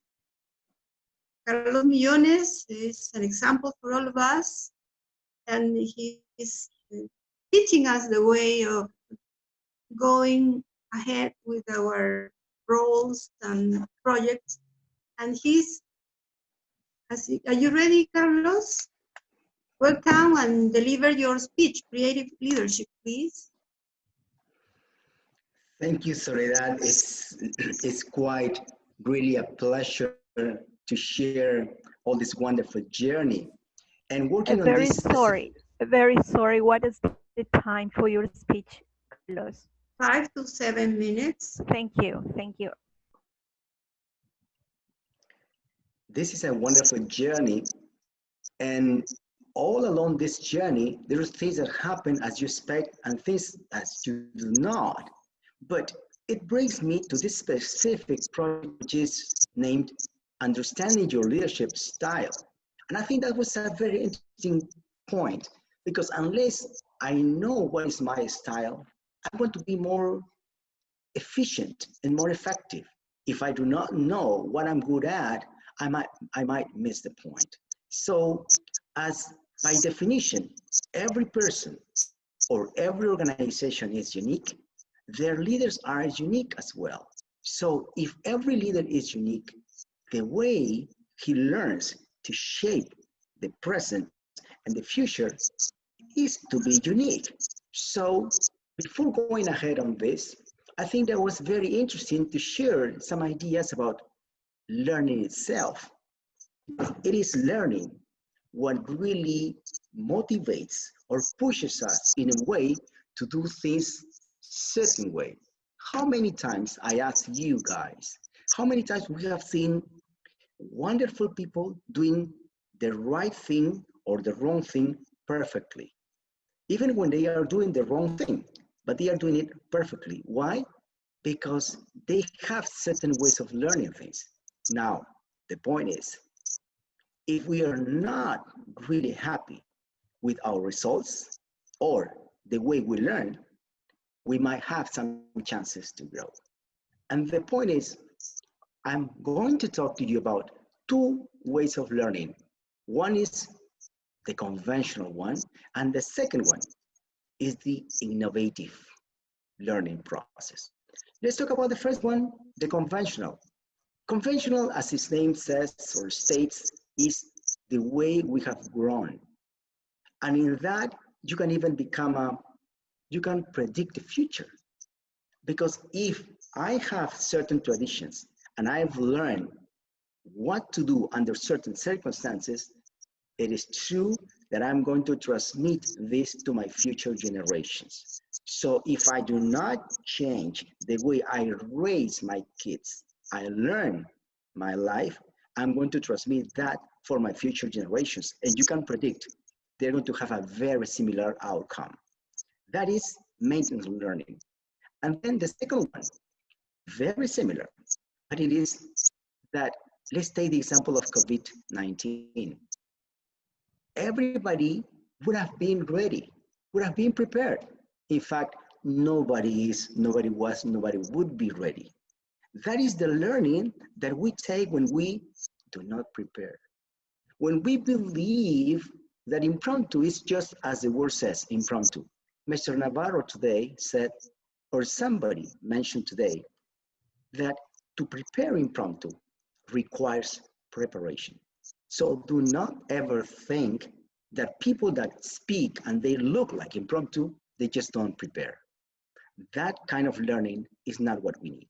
We need the kind of learning in which we can anticipate. Shock learning comes when, for example, you have a test and then you go without preparation, without studying, and then you get a good grade, a good result, a good outcome. And then your arrogance or your ego tells you, oh, you see, I was wrong when I thought I was wrong. Because you're not prepared, but you have a very good outcome. Problem is, you tend to believe that that is the right way, and you develop the habit of always improvising, of always reacting to things that happen to you. Then what we could say on this point is that if you consider that you're improvising and you are generating the habit, we can change that. Because if we do not improve the way we learn, we're going to continue producing very similar or probably the same result we have. Innovative learning is a whole different story. It's when you challenge yourself to break your own limits, to break your paradigms, to accept you have room for improvement. And then you involve in this kind of learning, which the basis is you're ready for what happens, you think about that, and then you anticipate. Why not to anticipate? Anticipation requires certain elements, like a little tolerance, understanding your own self, understanding that you have a long way to go and not rush. Do not compare. Why you worry? Unfortunately, we're in a society that is oriented to competition, to numbers instead of quality. Second component, when you anticipate, you learn also in this learning process what we are doing here today. Listening to others. How many people here, even myself, I do have problems to listening. When I listen to something I don't like, I break it all. Yet, listening to others and learning from them is one great tool that Toastmasters is sharing with us. We listen, we draw our own conclusions, and then we act on what we think it is right in such a way that we manage, that we canalize, that we administer our own existences. So, make it short, we need to move from the unconscious repetition of living a life to the conscious, active participation in life, shaping events instead of being shaped by them. Madam Toastmasters, my pleasure. Thank you, Carlos.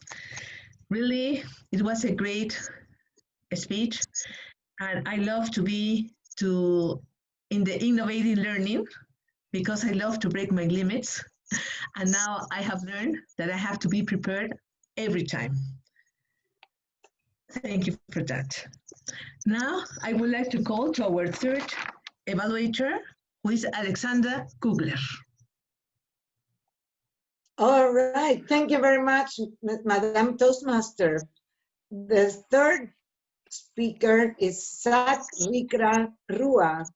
He's a Peruvian international person.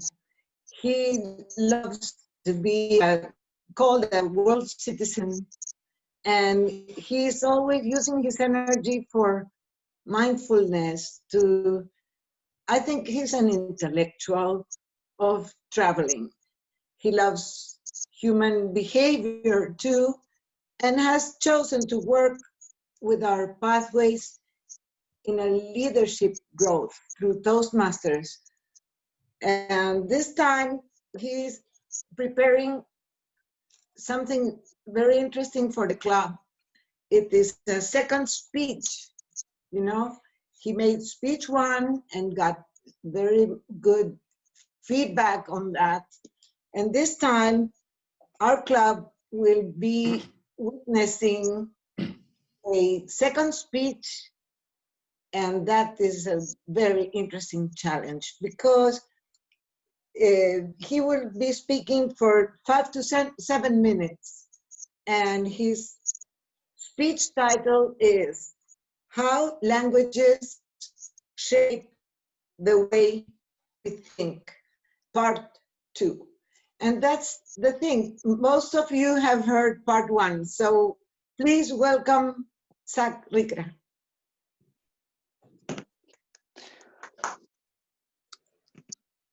Taita, wiksay ni hututuchkan, yarhaymanta manachu imayapaskan.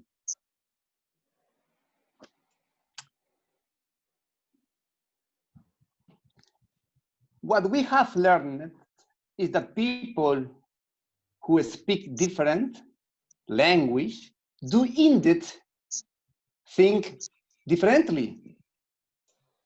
It's a unique human gift, central of our experience of being human.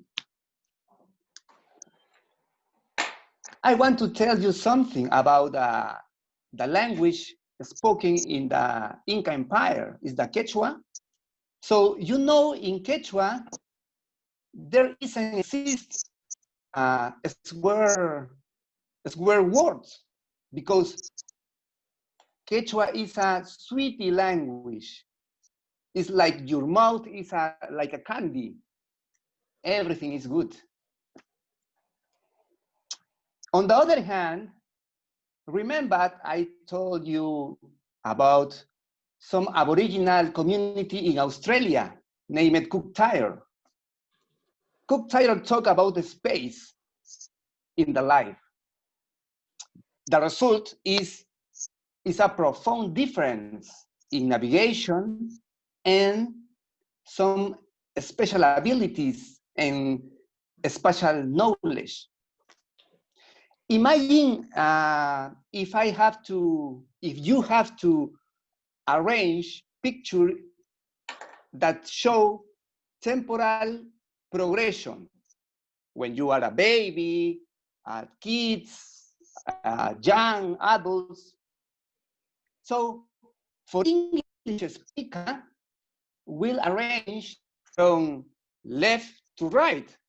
So for Hebrew speaker, Hebrew or Arabic speaker, they arrange layout from right to left. So what folks like Cook Tire who don't have words like left and right, what do you think they organize the time of that picture?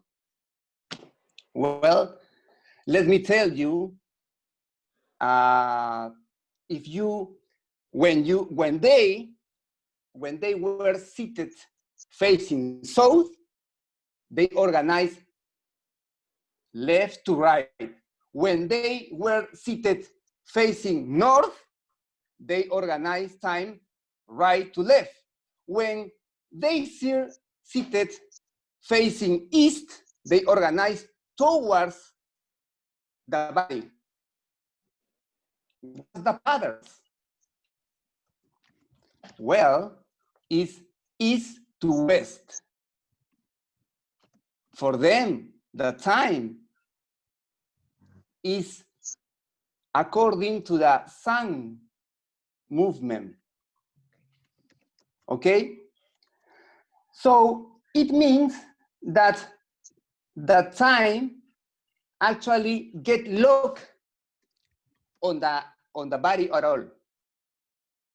It's get locked on the landscape.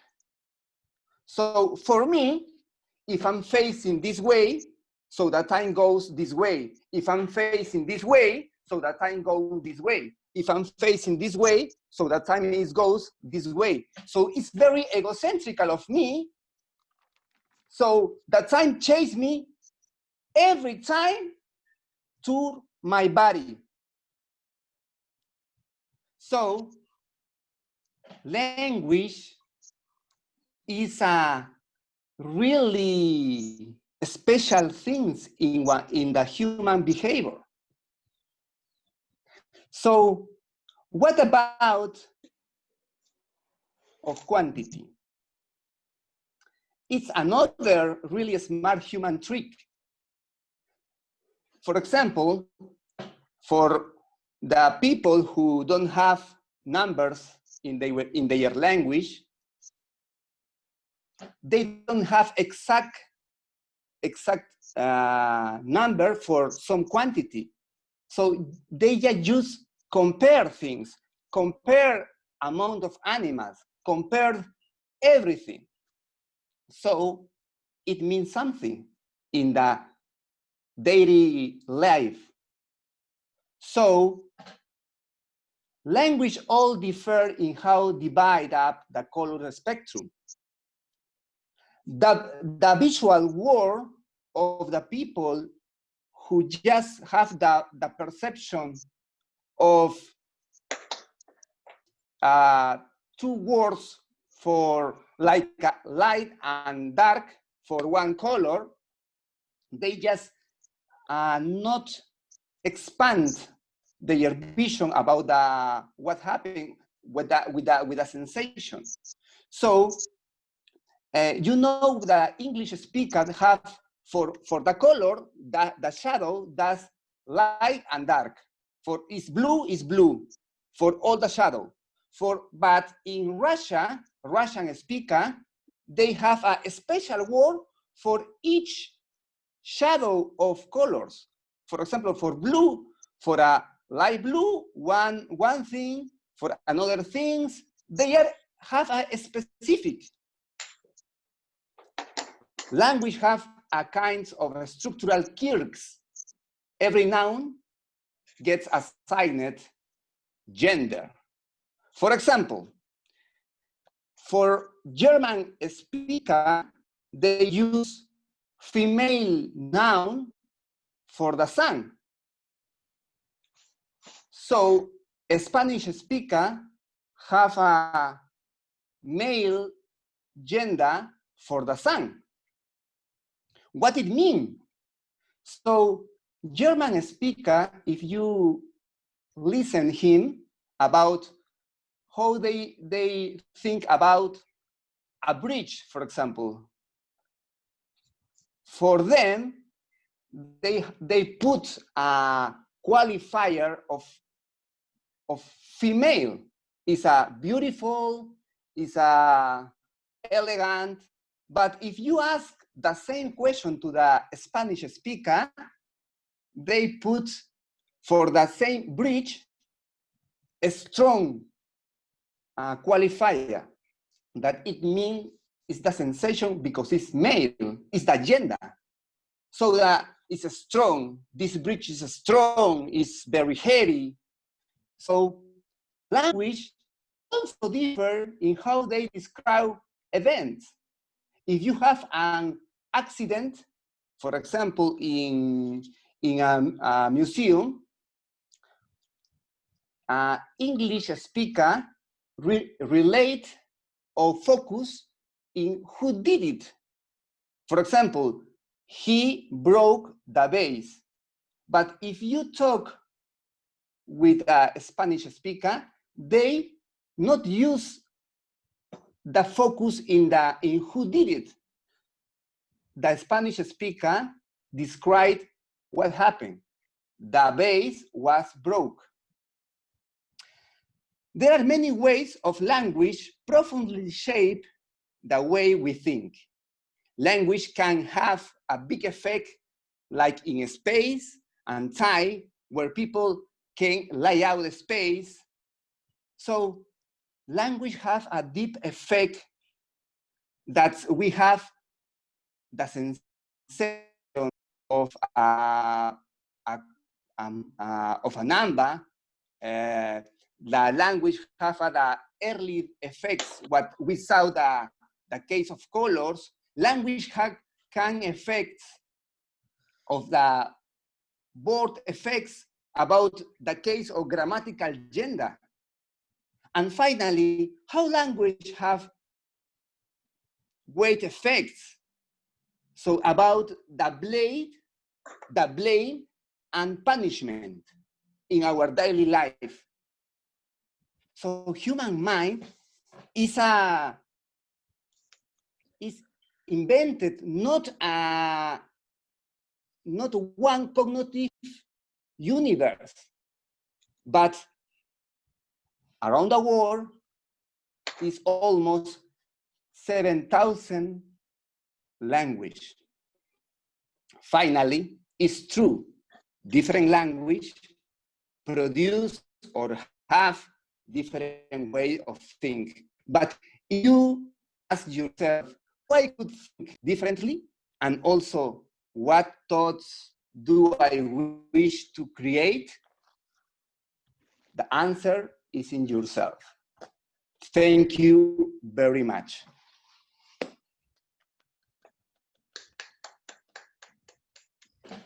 Thank you, Zack.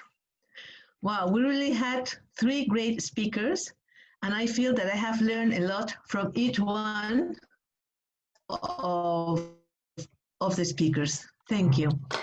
Now, we're going to continue with the program, and we are about to begin the 3rd part of the meeting, the last part, in which we're going to have evaluations and the reports. I'm going to call each evaluator to give the feedback to each speaker. So I will call to David Navarro. Thank you, Madam Toastmaster. Well, I'm going to evaluate Ernesto. Ernesto, first, I want to tell you that probably you have more than I did. So I'm going to do my best to tell you what to improve. And so first, I'm going to talk about the meaning, the purpose of your speech. Yeah, I think it's great for you to have this project because it will benefit everybody. The mission and the vision is going to benefit a lot to our group. Thank you for that. I know that you are doing a lot to have the vision of our group for us to be 60 more years in functioning. So thank you for that. I think you are doing a great job in that. Then I want to evaluate you in having the oral speech per se. So first, the meaning was conveyed very well. The meaning, everybody understands the vision and the mission of that we have to adapt to our club for being 60 more years. You convey very well the information. It was stated in a very positive manner. And then things that you can improve is try to work a little bit in the first 10 seconds of your speech. Maybe trying to give us a strong message to grab us more, maybe clapping or maybe putting nice music, a music that maybe everybody will relate, or saying something about the story of the club that will grab us, as I mentioned before, more in your message. Secondly, you have a very good sense of humor. I had a chance to talk to you before, and then you can probably put that on your speech. I think that will grab us even more in what you are trying to say to your audience. So I think that's something that you can improve. Nonetheless, there's a lot of information in the vision and in the mission that you are sharing us, and I think you did a great job. First, you convey the information very well. It is a great thing to have the vision and the mission of the club, and it's really good to start to develop that right now. You have to work on these things, try to grab us more in the first 10 seconds, of your presentation. Try to use more sense of humor. You know, it's kind of great to have that in a speech, and you have it. You can give us, and you can give that pleasure to us to have this in your speech. And that's it. And I encourage you to keep working on your speech. Thank you, Ernesto. Thank you, David. Now I would like to call to our second evaluator, Soledad Olazo.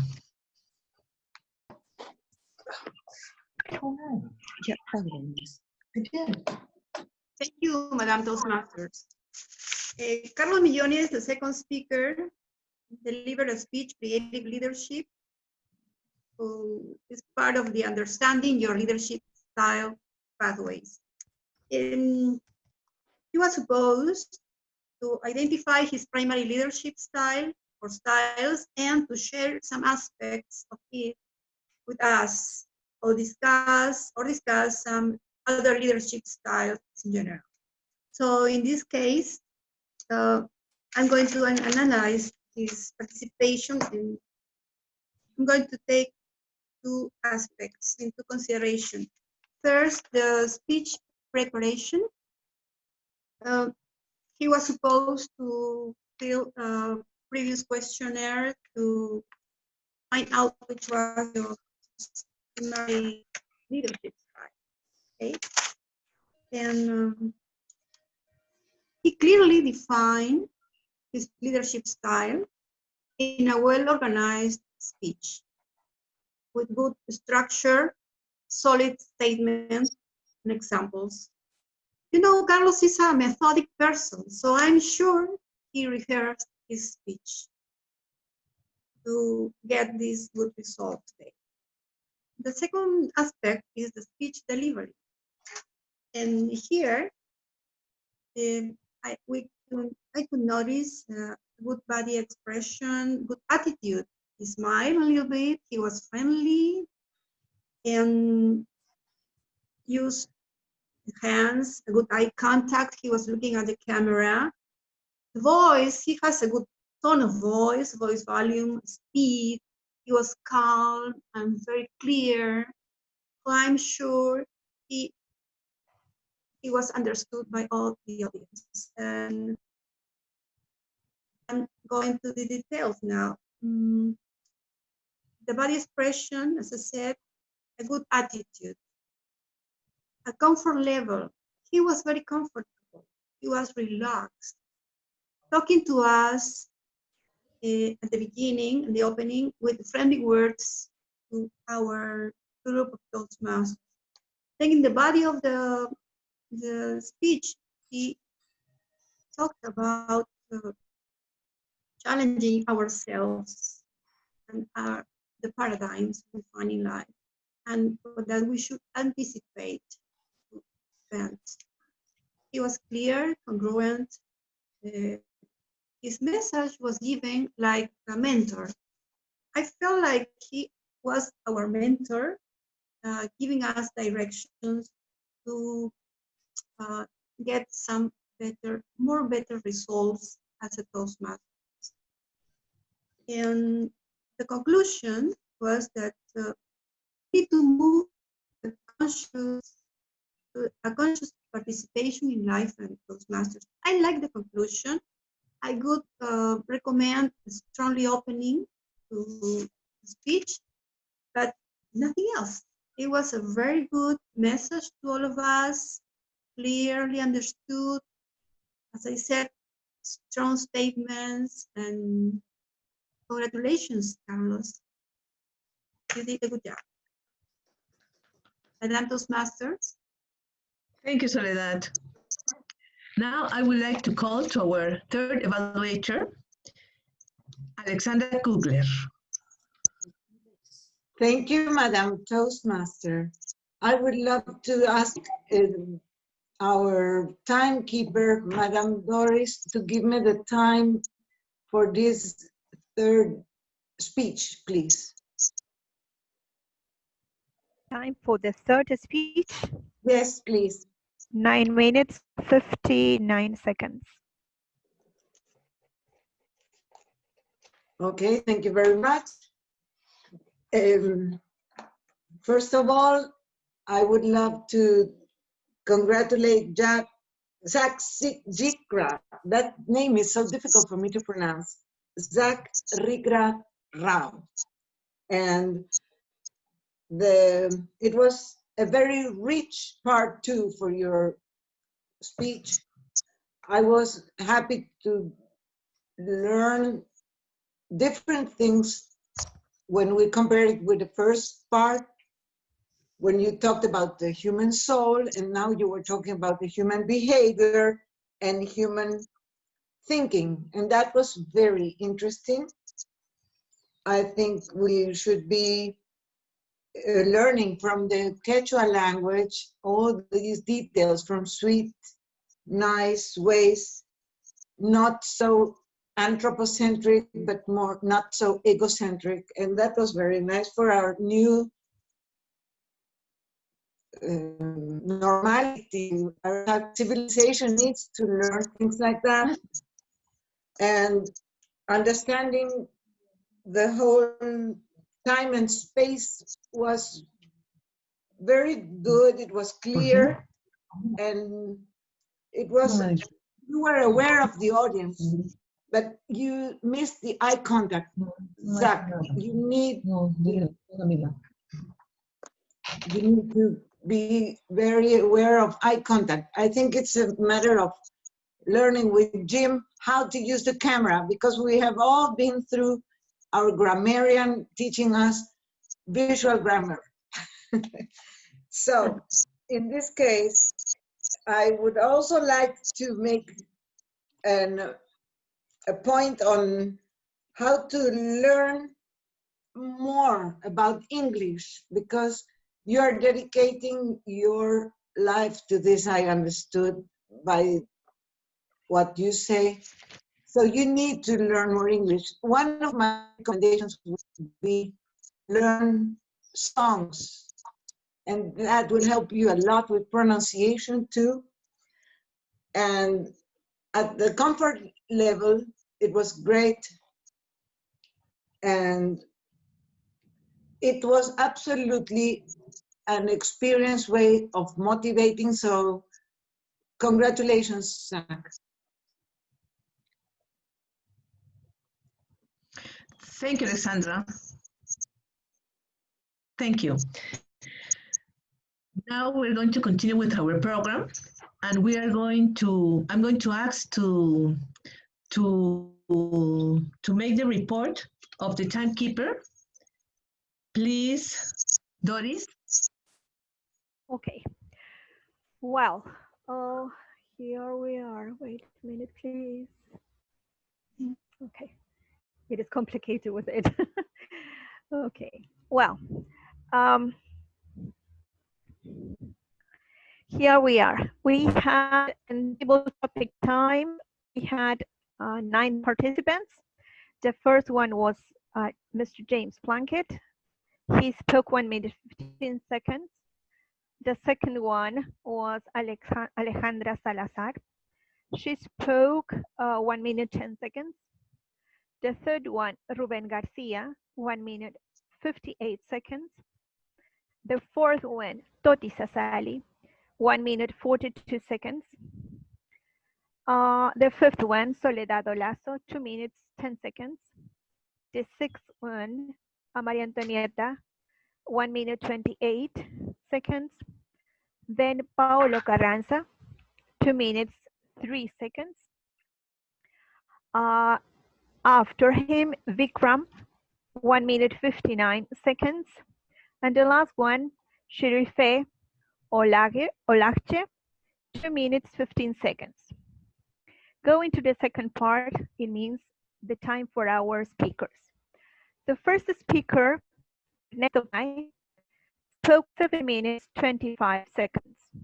The second one, Carlos Millones, spoke 6 minutes 22 seconds.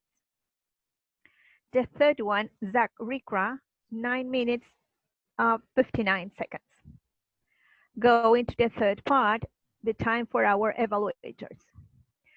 The first one was the Navarro, he spoke 3 minutes, 10 seconds. The second one, Soledad Olazo, 3 minutes, 35 seconds. The third one, Alexandra Cugler, she spoke 3 minutes. That is all, Toastmaster. Thank you, Doris. Now I would like to call to our grammarian and our counter, Mr. James Plunkett. I don't know where to. As far as the counter is concerned, I think you picked the wrong person. I really hate that. But I'm always conscious of people making their ahs and their grunts. And this is something that we really have to learn. In fact, watching television each day, for example, Fox News, there are a few announcers that have this habit, and it's quite obvious. And being a Toastmaster, I focus in on them and I pay attention when they make these things, and it distracts me from what they're trying to say. And we all have to be careful of the same thing when we're speaking as Toastmasters, that this is a very important part of our speech making, and that is to avoid making grunts. I'm not going to point out anybody in particular today, but when we have an opportunity to record our programs, our Zoom meetings, and we can play them back when we have time, listen to yourself and take your own grunts, because you're the first person who has to observe. If you're doing that, take note of it and correct it, because it is very important part of public speaking. And that's all I'm going to say about grunts today. As far as grammar is concerned, my favorite. Okay, things like little obstacles, little, soften the E after the L in little, little.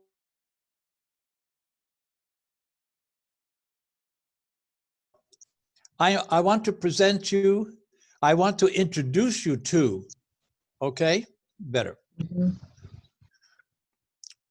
Public relationship. No, first of all, public relations. It's not public relationship. Since September, we're going to do this. Since September, we're going to do this, start this since September. No, we're going to start this as of or on September 15th, the specific date if you want to, but as of September, the club is going to do this, that, and the other thing. Now, one thing I learned, thanks to you today, for choosing me as the grammarian, because for years I have used and I've pronounced and I've heard our famous position in the club, the sergeant at arms. Today I heard sergeant of arms. No.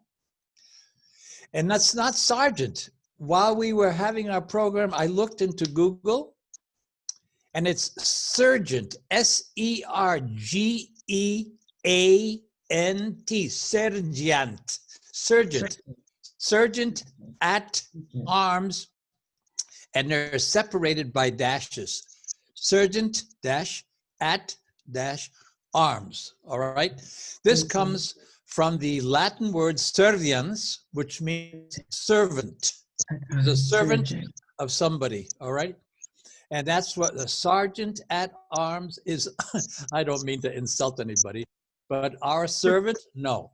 The person who serves us as far as keeping the meeting in order. Sergeant at arms, okay? I didn't know that. It's sergeant, not sergeant. Sergeant. Sergeant. Then Sergeant. my famous critique that I give you every week to the non-native English speakers, putting an E before the S words in English, a speaking, a start, a speech.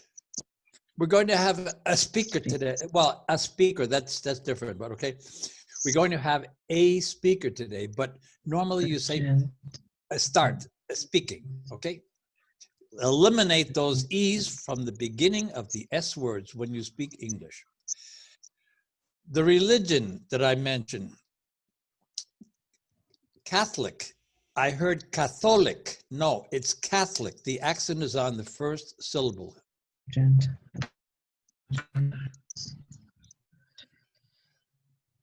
When I die, I went to some place. No. When I die, I'm going someplace. You haven't died yet, luckily.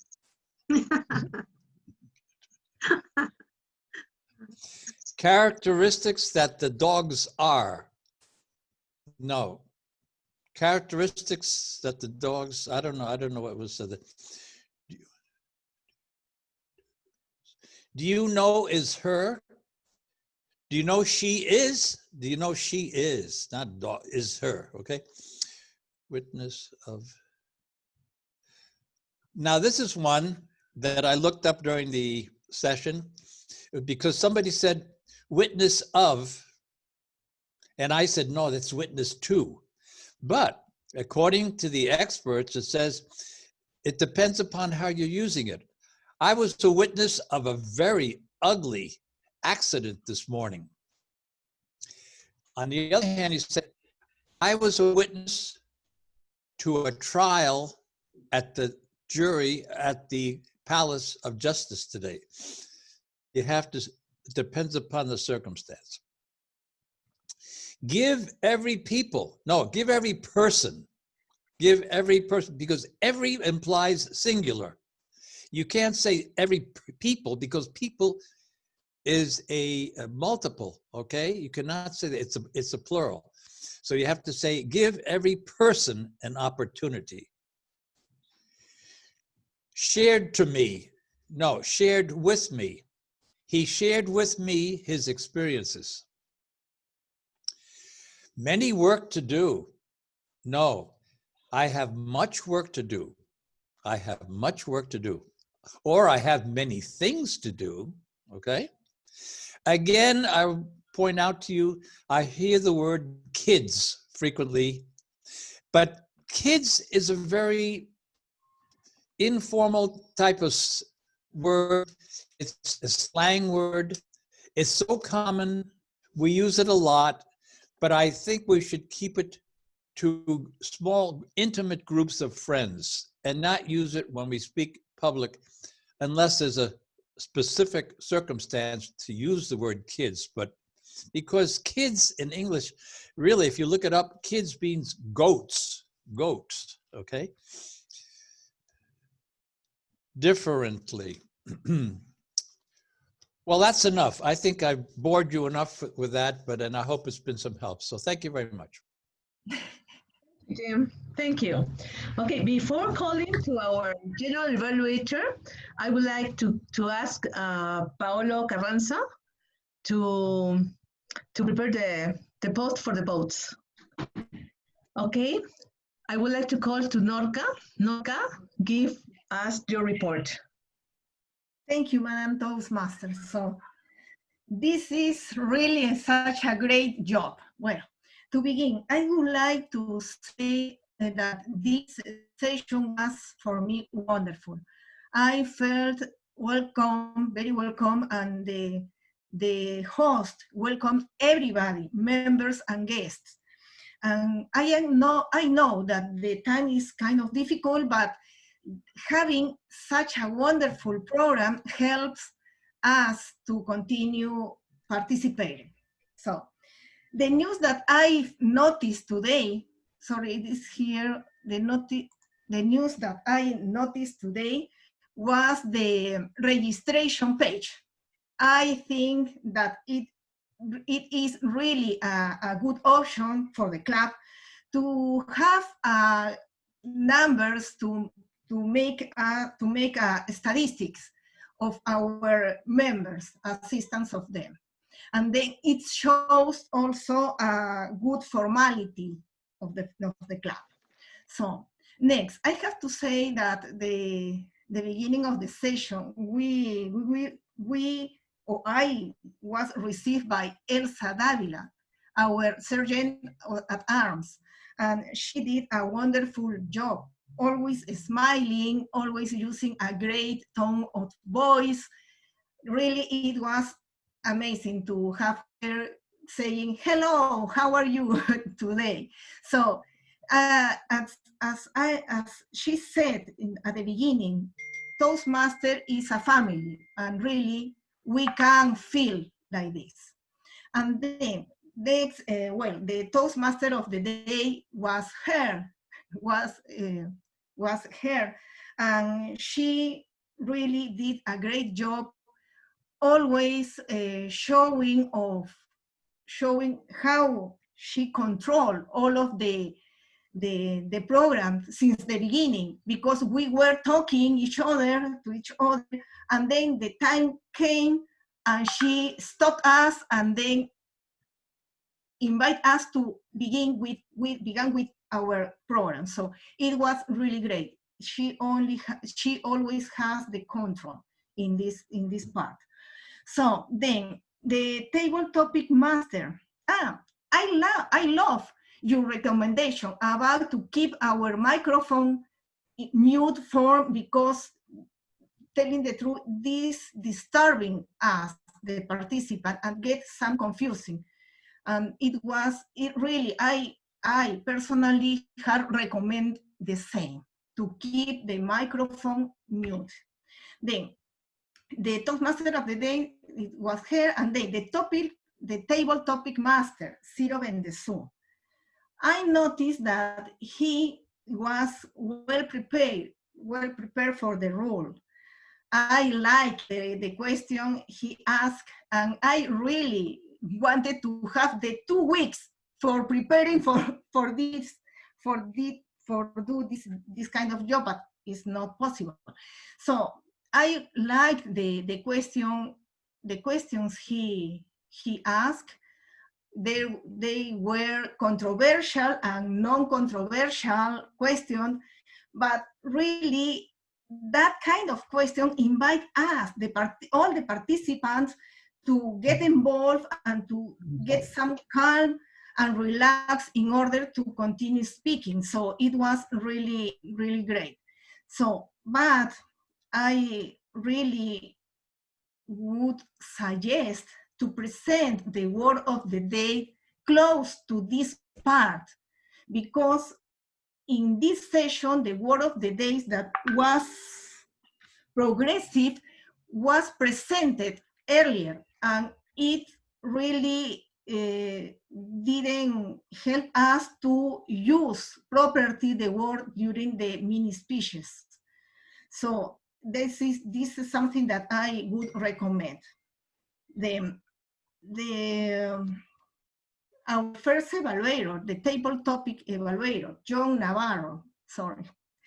He is really an experienced Toastmaster, but this is his first time in this role. Well, what can I say about the role? Well, I think that having such experience, because he played any roles before, help him to do a great job today. I noticed that you were involved during this part of the session, taking notes and paying attention, and it was really great. Something that I missed, because really I didn't listen that part, is when you said or not about the people that use the word of the day. During the mini speeches, I only listened to people, no more. So, but I didn't listen from you. Well, that's it. And then talking about the team that supports all the details the class needs, like the how do you say, the accounter and the timekeeper. Well, the accounter, I'm going to talk about him when I talk about Grammarian. The timekeeper, Doris Romero. Well, she's an experienced member playing that role, and I can see that she really improved that role. She began using some kind of toys, and now she is well prepared using some full screen colorful screen, and it was very nice. Always tracking our time. Then the first evaluator, well, the three evaluators that I listened to today really did a great job. I love the way you organize all the way that you deliver the evaluations to the speakers. And I noticed that you follow the sandwich rules. The introduction, the body, and the closing. But I can listen to you some recommendations that the recommendations are really is benefit for our speakers and for all of us to improve the way that we deliver a speech. Then we're talking with Grammarian. Well, an experienced Toastmasters, Jean, dear Jean. So as always, you did a great job. And I have to say that maybe we need, maybe you can speak or give your report after me, because I know that I have some mistakes when I speak, but I try to correct them. Something that I highly recommend for all of us is not only take notes when Jim or our grammarian speak or reports. We need not only notes, we have to practice before the session closed, because it's the way that we can learn more and practice based on the correction that our grammarian does every session. So, Madam Toastmasters, it's a pleasure. Thank you, Norka. Now we are eager to know the results of the votations. So I would like to call to Paolo to give us the results. Paolo, please. Thank you, Elsa. And dear Toastmasters, here's the results of the voting. So we have, and please help me welcome for the best topic of the day, we have a triple tie actually. And we have James, Ruben, and myself. Claps for you guys. Oh. Thank you. Okay, now for the evaluation. So we have a clear winner, and in this case, help me give a round of applause for David. Congratulations, my friend. Did well. And now for the best speaker, a tie again, but this time it's going to be between Ernesto and Carlos. Give it for them. Okay, thank you, Paolo. Now, I would like to call our president, Carlos Millones, so he can close the meeting. Carlos? Thank you. Thank you, Norka. Thank you, Elsa. Thank you, everyone. It's been a wonderful opportunity, and we are happily coming to an end. But I wouldn't like to end without sharing with you all this. I hope you all see here, and I also would like you to try to make an effort and to see and recognize this 3098. 3098 means us. We have this international recognition as a Silver Distinguished President's Club Award, something that not many clubs get. There is another level that is our challenge to get into the Gold Award, but also as a club, we are internationally recognized, and I wanted to share this with you. Yet, I may not thank the news. It was Mr. Vikram Chandra who gave us the news today about this, and so I wanted to share that, and thank you, Vikram, for always giving us this wonderful opportunity. And I must say that all the advertisement we receive to share this meeting with other people is being given by Vikram, and he's been working with the membership vice president, Mr. David Navarro, who is also working on that with him together. This is a team, and I do thank you all again, but there is still some time. I don't want to be rude because time is running by. Mr. Steve, you have something to say about the meeting. Thank you, Carlos. Thank you for calling upon me. I'm very honored to be here at LimaToastmasters for my second time. And also, I want to make just a few brief comments. I'll try to be brief. First of all, thank you very much for speaking at our club last night at Sherwood Town Criers. And we appreciate that. And also the fact that other members of your club were in attendance at our club. And I welcome you back. And I know that John Navarro, I hope I'm saying your last name correctly. I need to learn how to roll my R's. Arre. I studied Spanish, but I'm not very good. I studied 10 languages, actually. But John will be speaking next week. And also last night, Soledad did a wonderful job as Table Topics Master. Thank you so much for filling one of our roles. Our club needs people. We welcome you back. Serife is a member of our club, just from Istanbul, Turkey. I'm from the Portland, Oregon area. I'm in Tualatin, but Oregon, USA. Let me just be brief. I've been in Toastmasters for 5 years. I just achieved my DTM in the traditional education program. I was a club coach for Sherwood Town Criers and brought our membership from 10 to 15. And also we are President's Distinguished Status in the DCP program for the program year just ending on the 30th of June, 2020.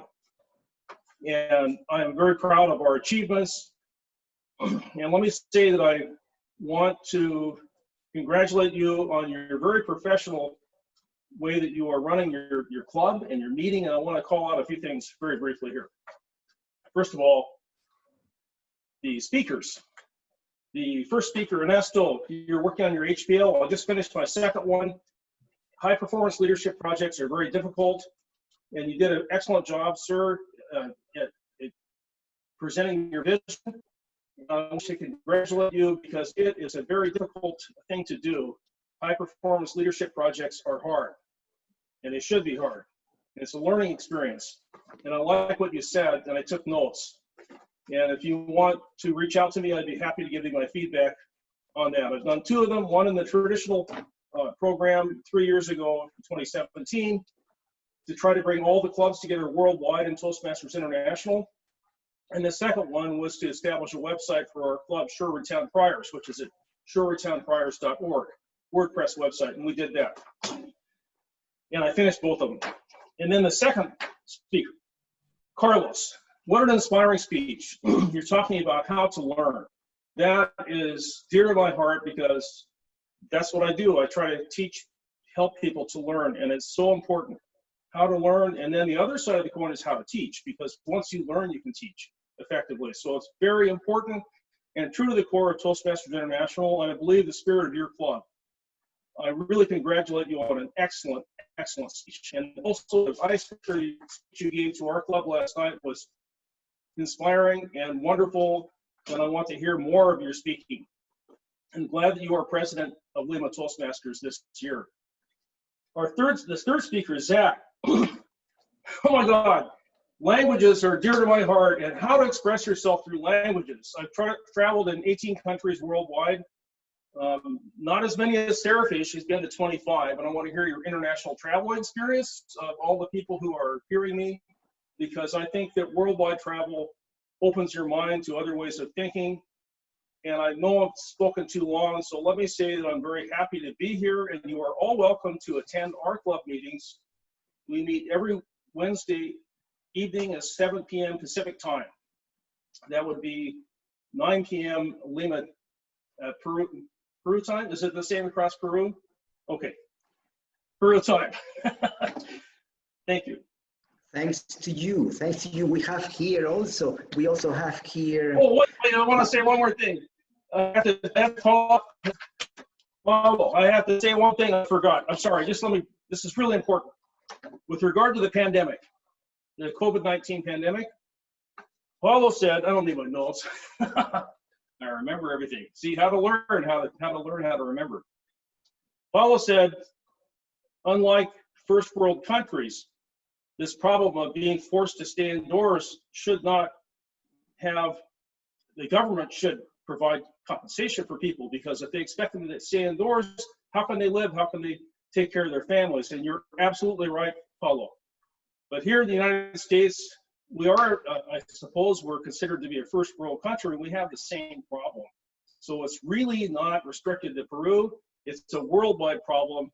And there are many people suffering because of the pandemic, and they've been told not to work, including yours truly. So you're not in this alone. We have a mutual problem across the whole world, which I hope we'll be able to solve. I'm sorry to interrupt, Carlos, but Thank you.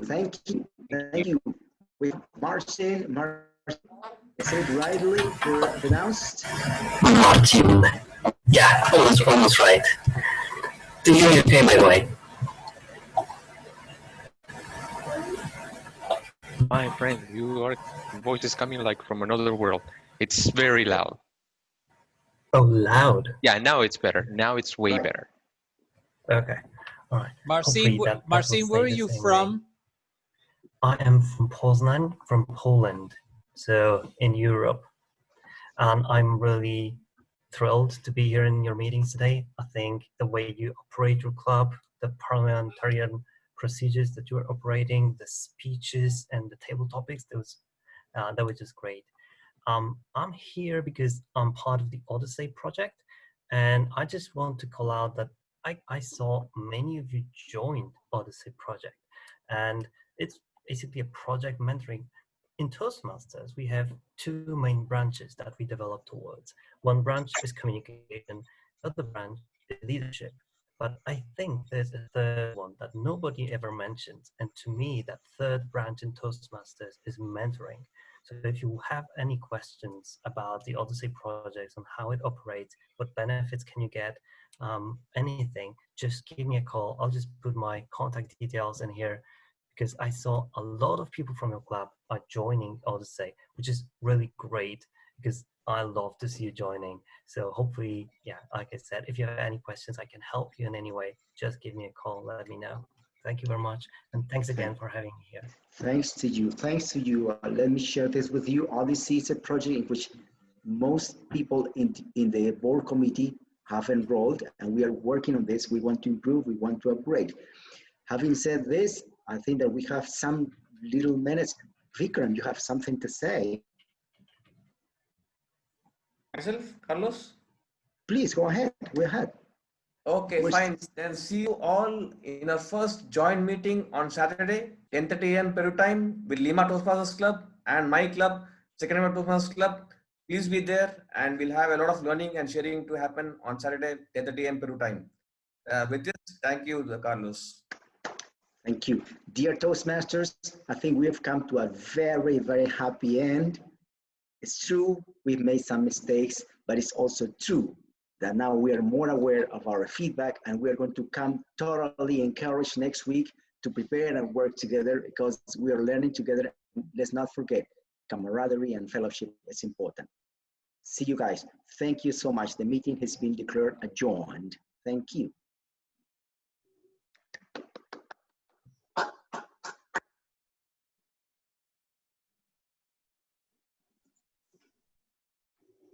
Thank you for everything. Bye-bye. Have a nice weekend. The same. Have a good weekend. Take care. Bye. Thank you very much. Appreciate it. Bye-bye. Bye. Have a good week. A wonderful speech. Right. Thank you, Steve. Maria Antonieta, so glad to see you. So glad to be back. Like yes. Thursday. Yeah, Antonieta. Maria Antonieta.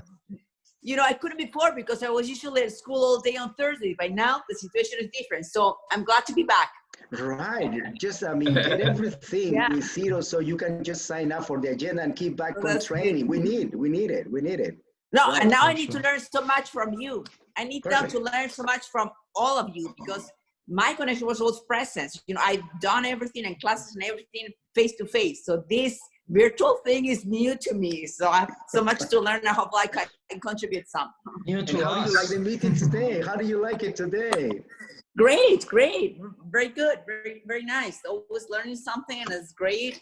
And I see the development, and I see actually, you know, that we had a Zoom meeting, like a friendly meeting with some of the girls of the Toastmasters a while ago, and that's how I got, you know, motivated to join back in a way.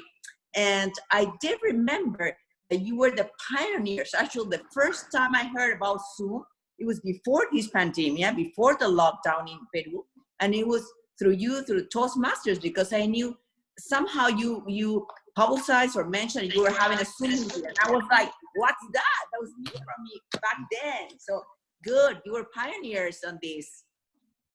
Nice to see you, Antonieta. Challenge, digital transformation. Total, how can I get involved in some of the girls' meetings of the Toastmasters? Wear your skirt. Very cool. I like that one. I like that one. Very cool. Our secretary, you're welcome wearing a skirt. Yeah. Our eternal secretary, right? Yes.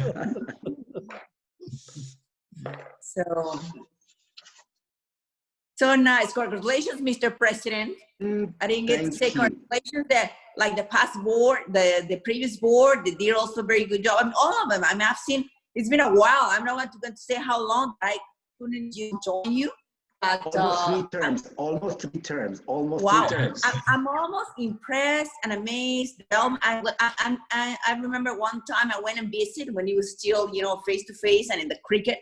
I went to visit and I saw these new girls involved that were running the club so good. And then, you know, I see back again more new faces and more development. Now, you know, with the Zoom and all this tech, it's like always improving, and that just makes me so happy and so happy to see you all. Well, we're progressive. There you go. Absolutely. It's no other way. It's no other way out. It's no other way out. Well, Antonieta, you have to know that we have great people here. David, Ciro, Doris, Elsa, Norka. They are doing really a wonderful job. Yes, I mean, I'm just having a position, but I think it is they, the ones that should be here, really. Yeah, looks great. Yes, go ahead, Steve. Steve, sorry, I have a comment about our meeting next week because I'm the who's the Toastmaster?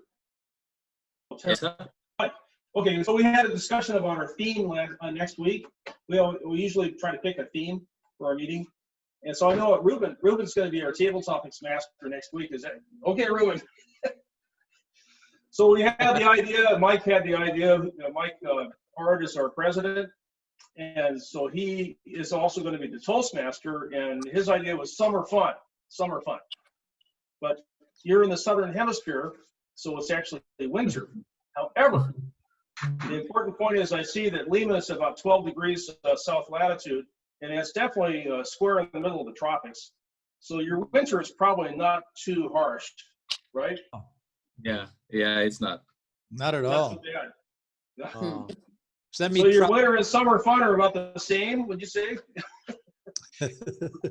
Well, now, you know, lots of layers now for me. On contrast, Serife and I are both from what we call the mid-latitudes. So I'm at about 45 degrees latitude, and Istanbul around 42 degrees, and both north latitude. So we actually experience winter, including snow, frozen conditions, that kind of thing. Sure. It gets very hot in the summer sometimes, especially at this time of year. It was a little different for us. And then go ahead, I studied in Arizona. Steve, I studied in Arizona, so summer is like dry heat. Very hot, yeah. But I escaped from it. I escaped during the summer, yeah. Oh, okay. When we talk about climate, we talk about Lima usually because that's where we are. A third of the population of Peru lives in Lima. How many people are there, Jim? I mean, we have about 31 million people in Peru and 11 million in Lima. Oh, that's but we have a marked differences. We have what we call coast Sierra, or the altitude, the Andes. Highlands. We have the jungle, and they are completely different. Right. I understand. Got to make it down there. I've only been as far south as Costa Rica. Oh. Oh, well, they've got a beautiful climate there, I understand. I've been there once. Yeah, but- yes. Yeah, I've got great stories from there. Volcan Arenal. And, you know, there's lots of stories. You know the Volcan Arenal? Not familiar with it. Don Carlos, let's see, it's called Active volcano? Fortuna de Don Carlos is the name of the city. And the Tabacon Resort, Tabacon River, which flows at 102 degrees Fahrenheit. And the volcanoes Arenal's been erupting continuously since, I believe, 1968 in the 60s. Hmm. So it was okay when I was there in 1997. And then the following year, or 96, was it 96? Following year, it erupted and everybody had to evacuate again. Wow. So there's a hot river that flows right at the base of the volcano. It has twin peaks, and every day it throws these huge boulders up 1,000, 2,000 feet up in the air, bus-sized boulders, and they roll down the mountain, and there's hot lava flowing down. Looks like strings of rubies. It's absolutely beautiful. When it erupts, the whole earth shakes, and you can sit there in the hot springs that flow through the Tabacon Resort. You have the hot water flowing on your back and the drink, you know, in your hand with the flower. Wow. And the beautiful girls. Sorry. It's like out of a James Bond movie, and the people are wonderful. I love the Costa Rican people. So I want to also experience Peru. Sure. Yeah. I hope that people are nice and I don't have to defend myself. Well, This is- that can happen anywhere, but here Well, I we know. True story there, even here. Watch out on the highway, right? Yeah. Okay. But we have a good time. Yeah. Oh, I think people in your club are wonderful people. What do you think, Serife? Turn your can hear microphone, Serife. Serife, we can hear you. Yeah. Okay, thank you, Steve. It is a really great experience for me to be here. I really think this class system is a little bit different than ours. And I have seen different things. And actually, I have thought this club is much more than international, and everyone seems so dedicated to their duty. I really like to listen them. They use English great, actually better than me. Well, and progressive word is very interesting and very suitable for the club, because this club is available to improve the participants' speaking skills, and progressive means very suitable. I really cannot have too much time to talk about my subject, but actually progressive I cannot use in that speech. Maybe I can use, yes. And now I have thought Turkey is in a progressive process. Very nice country. Yeah. You been there? Yes. Excuse me? Maria, Excuse me? have you been to Turkey? Yes, very nice. I mean, you have the Bosphorus, you have the new, the old, Europe, Asia. I mean, it's really beautiful. Very nice, and very nice people as well. Yes, thank you. Yeah, The Blue Mosque is beautiful also. Yes? How Can you many- The Blue Mosque. The Blue Mosque. Yeah, Blue Mosque. yes. Are you? Do you live in Istanbul? Do you live in Istanbul? I live in Istanbul for. I have lived in Istanbul for 13 years. This is the 13th year, and actually, I really like Istanbul, and I don't want to leave another part of Turkey. I can understand. So, I like living here. Time passes too fast. You cannot reach everything here. Time is lost in mind. Yeah, and a lot of water, beautiful views. And so remember Cappadocia? Yes. Cappadocia? I have been there with students. It was a great place. It is really famous and fascinating with fairy towers, fairy caves. It is really impressive. I like also at Istanbul Channel to buy the whiskey barrel without taxes. Very good. Free taxes. Always thinking about drinking. This guy's always thinking about drinking. Okay. Well, you have good Turkish. No, you have good Turkish coffee also and tea, right? Yes, Turkish coffee and tea. And tea. Yes. Good. Actually, and your sweets. I loved turkey, especially on Thanksgiving. I really like eating turkey in Christmas at Christmas nights. Oh yeah. As a family, we cook turkey each Christmas night. Now you've made me think about where does the word turkey originate? You know, because we always refer to the animal that we eat at Christmas or New Year at Thanksgiving as the turkey, but where does that word originate? It's curious. Yeah. Well, when I was in California, I have seen wild turkey. Wild, yes. Yeah. Well, there's a lot of wild turkeys in the States. In fact, recently, not too long ago, we were up in Maine, north of Boston. And in New England, there are a lot of wild turkeys.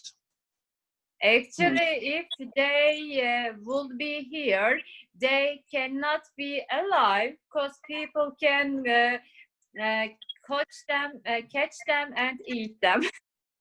Yeah, although the wild ones, I don't think are quite as tasty. Well, guys, I have to get going. It was great seeing you all. I'll keep on, joining, so that's good. And I'll see you and learn more from you, and hopefully also I can contribute with some stories sometime soon. And I hope all the international participants get to come to Peru and also try our ceviche and enjoy our scenery and the people whenever it gets to be possible again.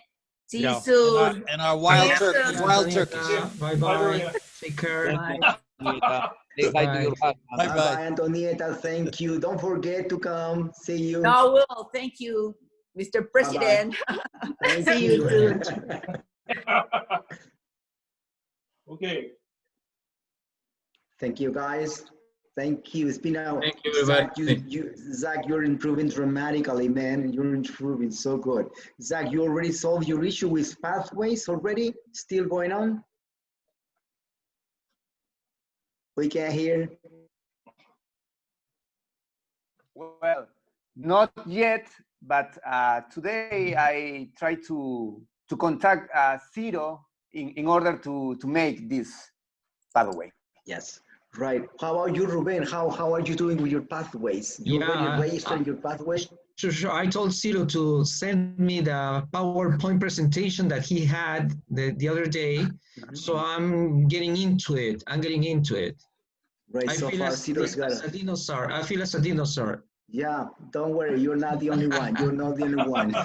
You have the first one is in charge. Don't worry. We can go over this. Well, Ciro is having a lot of work for the club today, as well as membership. David also is available here, and everyone really. We're having. Sure. This is a challenge, but we know that it's on our best intention to just improve the system and to get to everyone. There were some issues that we're overcoming, but here we are trying to do our best and accepting mistakes, because the board is sometimes a little stressed that we want to do our best and all that, but with a family, and every family is not a happy family. Every family also has its internal issues, its own conflicts. You know better than I about that. So here we are all together, but at the end, we're still together. We're still sharing the same background on improvement, on encouragement, and on growing all together, right? Let's not forget that camaraderie and fellowship is very important to us. We should not get off track on this. We are learning together, right? It's not to say that we don't have critical issues. It's not to say that we have some conflict moments, but it's because of the club.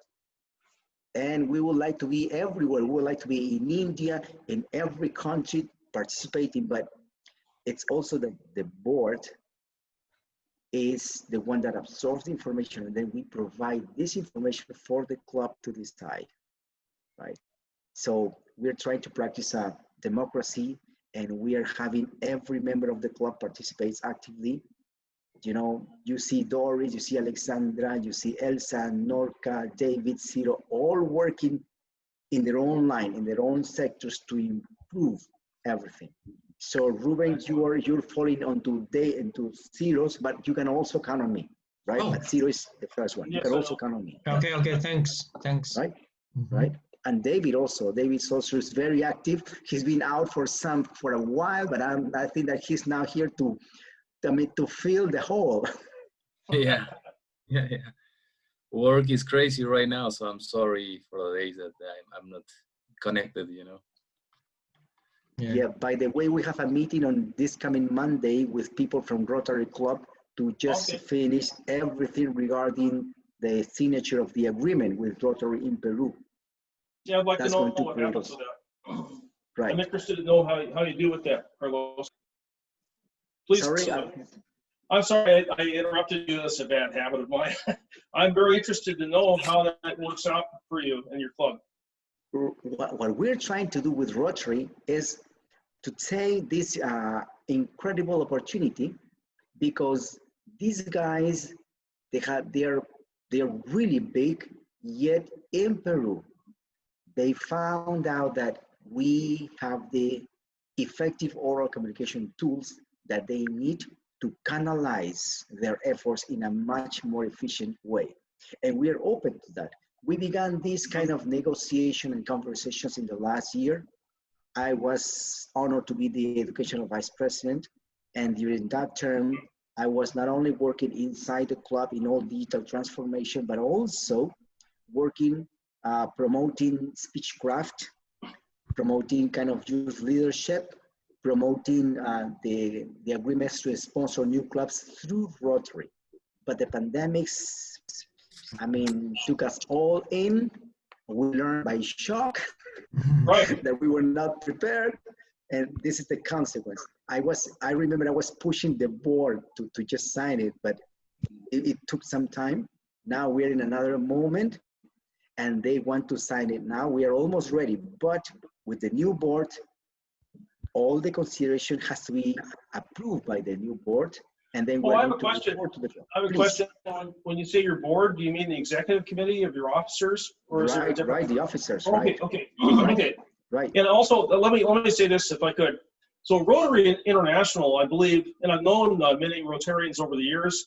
I've been in business since 1980, over 40 years, March of 1980, and they're pretty much. Carlos. They're oriented towards business and also philanthropy, right? So business owners and philanthropy, is that the main focus? Am I correct or not? Carlos, can you hear me? Yes, sure. It's all about philanthropy, you know, helping the community and also to help businesses to grow. Is that true or not? Yes, that's absolutely. My understanding.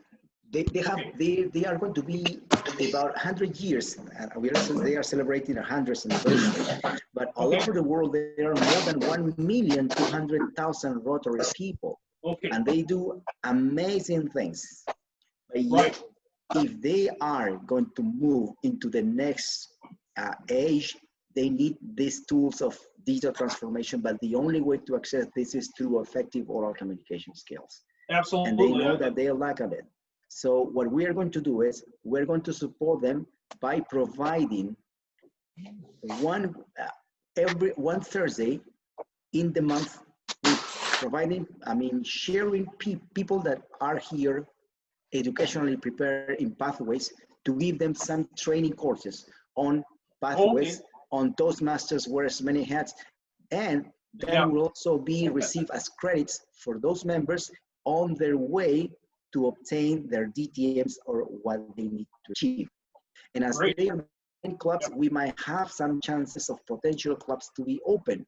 In that way, we are going to sponsor many more clubs, and to that end, we need to have more trained people.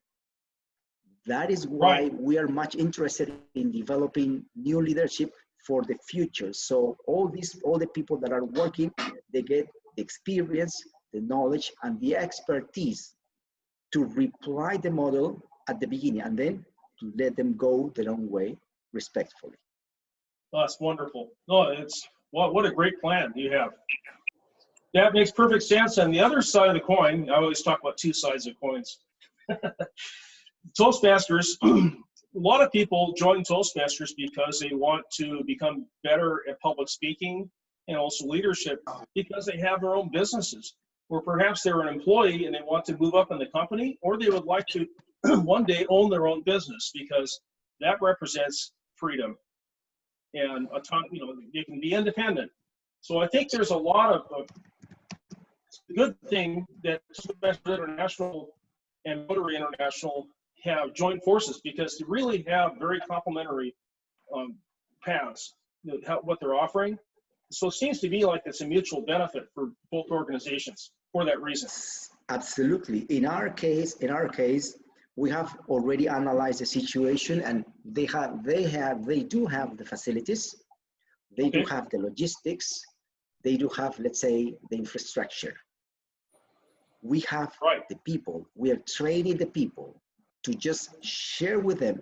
And what we envision is to have leadership schools for them, so that can ensure their proper leadership style, the continuity of their own organization, and also a chance for us to grow. It's a great possibility to do what we are here for, to share with others the benefits we have obtained for our own selves, according to founder Ralph Snively.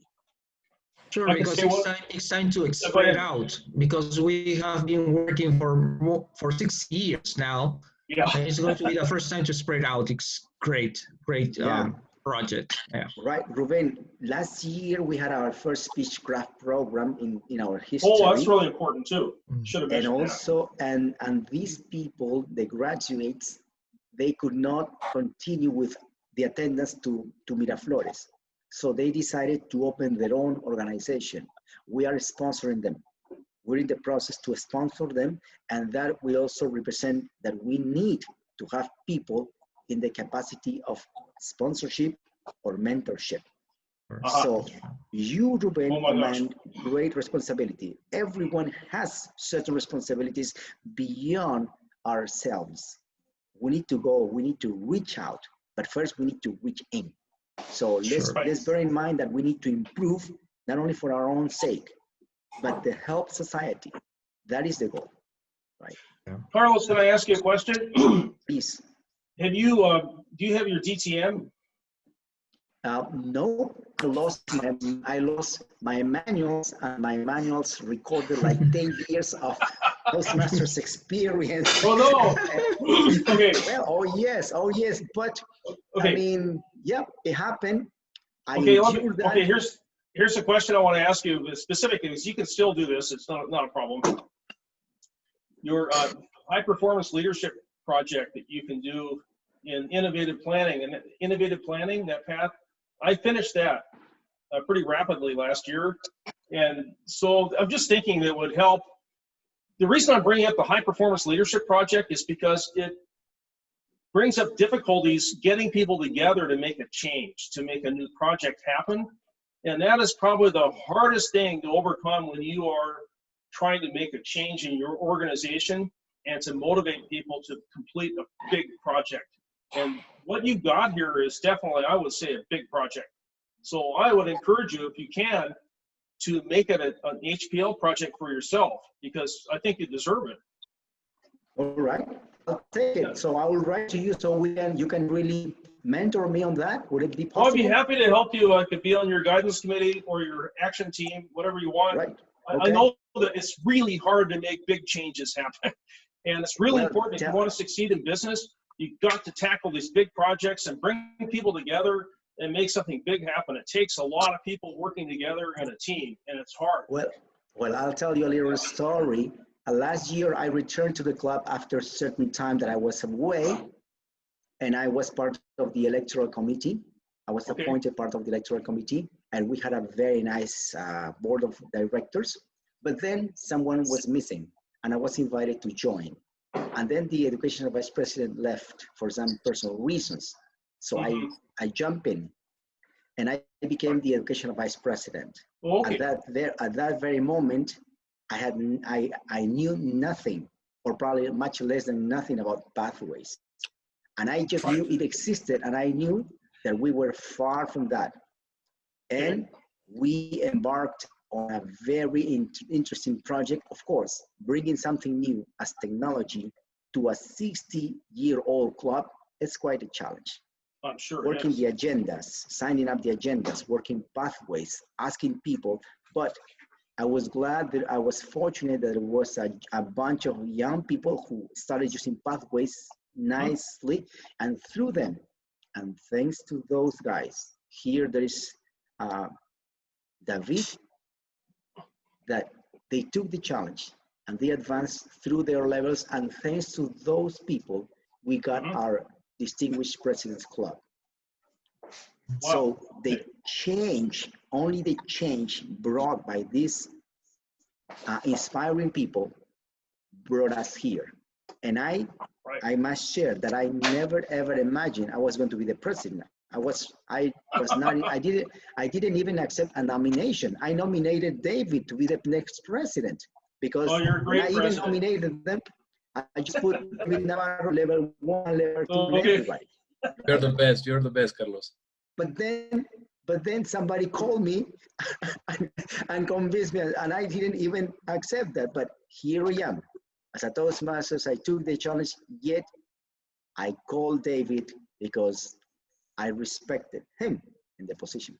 Right. And so he gave me his okay, and here I am, accepting the challenge. So you're not the only dinosaur here. There's a few dinosaurs among us, right? But the legs the dinos have might make a big difference. Group of dinos in here. Right. I'll tell you, in my opinion, Toastmasters International directly translates to success in business. And tell me, yes, people put great ideas. If you've read the governing documents and the club constitution, these things are really well written, and a lot of people put time into it. And I think there's still room for improvement, because it's a living organization. It had difficulties, especially since Pathways and then the pandemic. It's hard for clubs to make it, and you guys are doing really well to embrace the online meetings, as our club is. We are pioneers. So if we can help you, I want to do it. So I just think it's important, because all of us can succeed from this. We can take our skills and we can translate it into our lives, and we can succeed financially and help other people, including ourselves. That's my I do agree with you totally, because effective oral communications affect every part of your life, and one of those is family. When you impact that positively, you feel good about yourself, and that also impacts on your professional life. That's right. I think there is no better way than starting by that. I mean, improving your personal relationships at a personal family level. That's true. Those little resentments can turn into big problems if you don't take care of them. Not even funny. So you know what I'm talking about. Yeah. Anyway, long meeting, and just let me know what you need, Carlos. Please, I'll be there for you. Okay, right. I'll ask you through the email, so you can guide me on all this, right? Okay. Yeah, Thank sure. you. Cool. Thank you, guys. Hey guys. Gotta leave. Thank you so much. It was great to see you so much. Okay. Bye. Thank you very much. Guys. See you. Bye-bye. Have a good day. Bye, Carlos. Bye-bye. Bye, See you soon. Bye. Bye-bye. Bye, everyone. Bye, Serife. Bye-bye. Sí, buenas tardes.